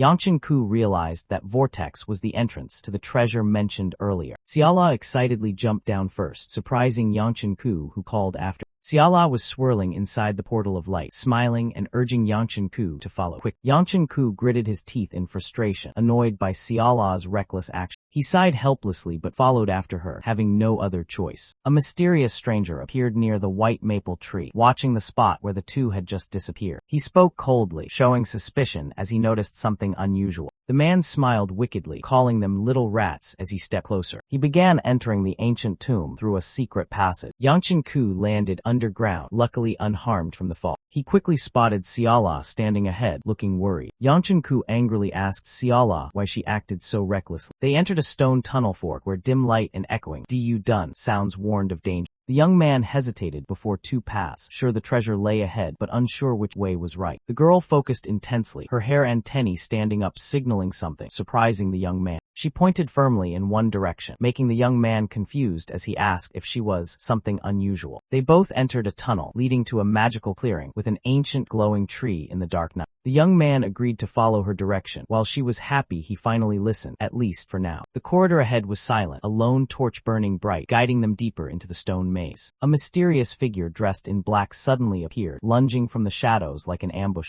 The girl's antennae signaled rapidly again, warning of something unusual ahead. The young man began doubting if they were on the right path, as no end was in sight. Yangchen suspected Xiala had taken the wrong way when the glowing gems started disappearing. Xiala's footsteps suddenly stopped in the dark corridor. She turned and confidently shouted, "We've arrived." Yangchen coldly responded with a tap on her head out of impatience. Xiala timidly stood behind him as Yangchen sensed something was off. Yangchen realized something was wrong with the glowing gem on the wall. He confirmed the gem had lost its glow and no longer shone as before. He looked around the empty room, finding no sign of treasure at all. Just as Yangchen doubted, Xiala suddenly called his name in panic. She frantically said something was present in the dark room ahead. Xiala Y screamed and jumped onto young master's back upon hearing strange noises. A giant white shadow appeared, and both immediately stepped back in the suffocating darkness. Xiala Y grabbed Yangchen Ku's sleeve, trembling as the strange figure slithered closer. A huge white serpent slithered out of the shadow, its eyes flashing fiercely. Both screamed in terror upon realizing the creature before them was a demon. Xiala Y trembled as she called young master's name, trying to stay calm amid the horror. Yangchen Ku signaled for silence, suspicious of the sudden presence of this creature. He was shocked. The room had been empty moments ago, so where did this monster come from? He and Xiala faced the giant serpent, their breaths tense with every second. Xiala screamed desperately, "Demonic creature!" Yangchen Ku and Xiala Y stood frozen, stunned by the massive size of the white serpent demon. He assessed that this creature was at least level green, a very dangerous monster rat. Yangchen guessed the white serpent demon hadn't detected them yet because it was still in hibernation. He quickly glanced toward an escape route, thinking they could still get away if they left now. Suddenly, a giant snake eye opened, its golden pupil sharp as a razor aimed straight at Yangchen. Panicked as he realized the white serpent had awakened and was staring directly at him. Xiala looked over his shoulder, her eyes filled with worry. Do we have to fight? Yangchen swallowed hard, thinking, I can't beat it, will I even survive? Xiala trembled, tears blurring her eyes, biting her lip to hold back her sobs. Yangchen gritted his teeth, his gaze fierce. I won't let my peaceful life end so foolishly. Yangchen Ku gathered his internal energy, his fists blazing, ready to fight to the death despite the slim chance of survival. The white serpent suddenly spoke. Stop, lower your weapons. Both froze in shock. The serpent slithered slowly, its eyes calm. I mean you no harm. Yangchen loudly wondered, how could a demon speak human language? The white serpent laughed scornfully. Demon, ha, humans are so shallow. It questioned, you don't belong to the Yon clan. Why are you in this forbidden place? Yangchen tried to stay calm, answering simply, I was just taking a walk. The serpent paused, then its eyes sharpened as if it had figured something out. I see, I understand now. It bared its teeth, laughing mysteriously, heightening the tension. Yangchen dodged the question to hide his intent to steal, but inwardly cursed. Did I just call it sir? The white serpent spoke deeply, saying there was no treasure here suitable for Yangchen Ku. It called Yangchen child, surprising him enough to respond. The serpent approached and asked unexpectedly, what do you think fate is? Yangchen Ku frowned, confused, and made a silly, sarcastic remark. The white serpent tilted its head, puzzled by the young master's odd reaction. It burst into loud laugh, breaking the initial mysterious atmosphere. Yangchen Ku looked at Xiala Y, wondering if the serpent was suffering from dementia. The white serpent soft, mocking itself and mentioning the Yon clan that had left the mortal world. It gazed at the light, lamenting the unfinished business that had bound it for years. Yangchen Ku hugged Xiala Y tightly and quickly withdrew from the strange situation with a forced smile. A glowing golden orb suddenly appeared before Yangchen Ku and Xiala Y, leaving them both confused. The white serpent said it was a gift for making it happen and didn't want this treasure to fall into strangers' hands. Yangchen was surprised the orb carried no demonic aura, unlike the demonic stones before. The white serpent assured that if Yangchen bore the responsibility, he would absorb it more easily than anyone else. Holding the orb, Yangchen questioned suspiciously what responsibility the serpent meant. A strong light burst forth. Yangchen knelt down, beginning to feel the strange energy. He panicked when he sensed no evil aura, but was still drawn into the intense absorption process. The heavenly demon power inside him activated, but the orb's absorption was completely different from before. Yangchen screamed in pain as the mysterious energy surged through his body. Xiala Y hurried over, placing her hand on his shoulder, calm and stabilized. Yangchen Ku knelt exhausted as Xiala Y approached, her aura filling the space. He collapsed completely at her feet, unconscious from the overwhelming pressure. The giant white serpent looked at Xiala Y and spoke sternly. Are you satisfied now? Though unconscious, Yangchen Ku weakly whispered, I can't say I'm satisfied. Xiala Y stood silently before her, internal energy blazing like a living universe. The serpent warned, you should withdraw. With this aura he won't just faint. Xiala Y replied firmly, I know. The serpent sneered, you've twisted many things just to say you know. Is this really your decision? Xiala Y retorted, what is that so hard to understand? The white serpent replied, no, I understand you all too well, and because of that I feel pain and pity for you. It asked further, why did you give that precious gem to him? You've only just met him. Xiaolawai lowered her head soft. I followed my heart. Waiting for someone who will never come is even more painful. The white serpent bowed its head and let go, its body gradually dissolving into light, uttering its last words. I have also let go. Xiaolawai stood silently, facing the moment the white serpent vanished, her mind heavy. She reached out to touch the last light, her eyes filled with helplessness and regret. Xiaolawai sighed, a meaningless fate, as if bidding farewell to a destined path. Looking at the unconscious Yanshanku, tears fell from her eyes. He's so foolish, but when I see him, I can't think that way. In her memory, the serpent's voice echoed. You were so afraid of losing your life a second time. Xiaolawai choked up, yet he still tried to protect me. Yanshanku. Another voice interrupted. Give it back. Xiaolawai whispered hoarsely. Sorry, just let me borrow this body a little longer. A stranger stepped out from the shadows, warning, it's still dangerous. The man in green drew his sword with a sigh. Ha, kids these days. He grumbled, climbing mountains at night, crawling into caves without knowing what's inside. Even our young master lost to a kid who passed out after a long walk. He stepped forward, setting terms. Hand over the kid. I was told to be quiet. After killing him, she can go. Xiaolawai retorted sharply. Is that the Namgung clan's will or your trash family? He raged. Bastard. How dare you speak of the young master like that? Xiaolawai remained silent, placing a finger on her lips, her eyes calm amid the sword pointed at. The man's tone turned cold. I see, then I have no choice. A golden flash streaked like thunder. His eyes widened in horror as he was struck before he could react. Part of his arm was severed, blood spraying in the air, his sword slipping from his hand. The man in green screamed in pain from the cut, but Xiaolawai gently placed a hand on her lips, signaling SH8. Silence. She stepped forward as beams of light swords rained down from the sky, surrounding her like divine justice. Xiaolawai looked straight ahead, her voice soft but commanding. I don't want to wake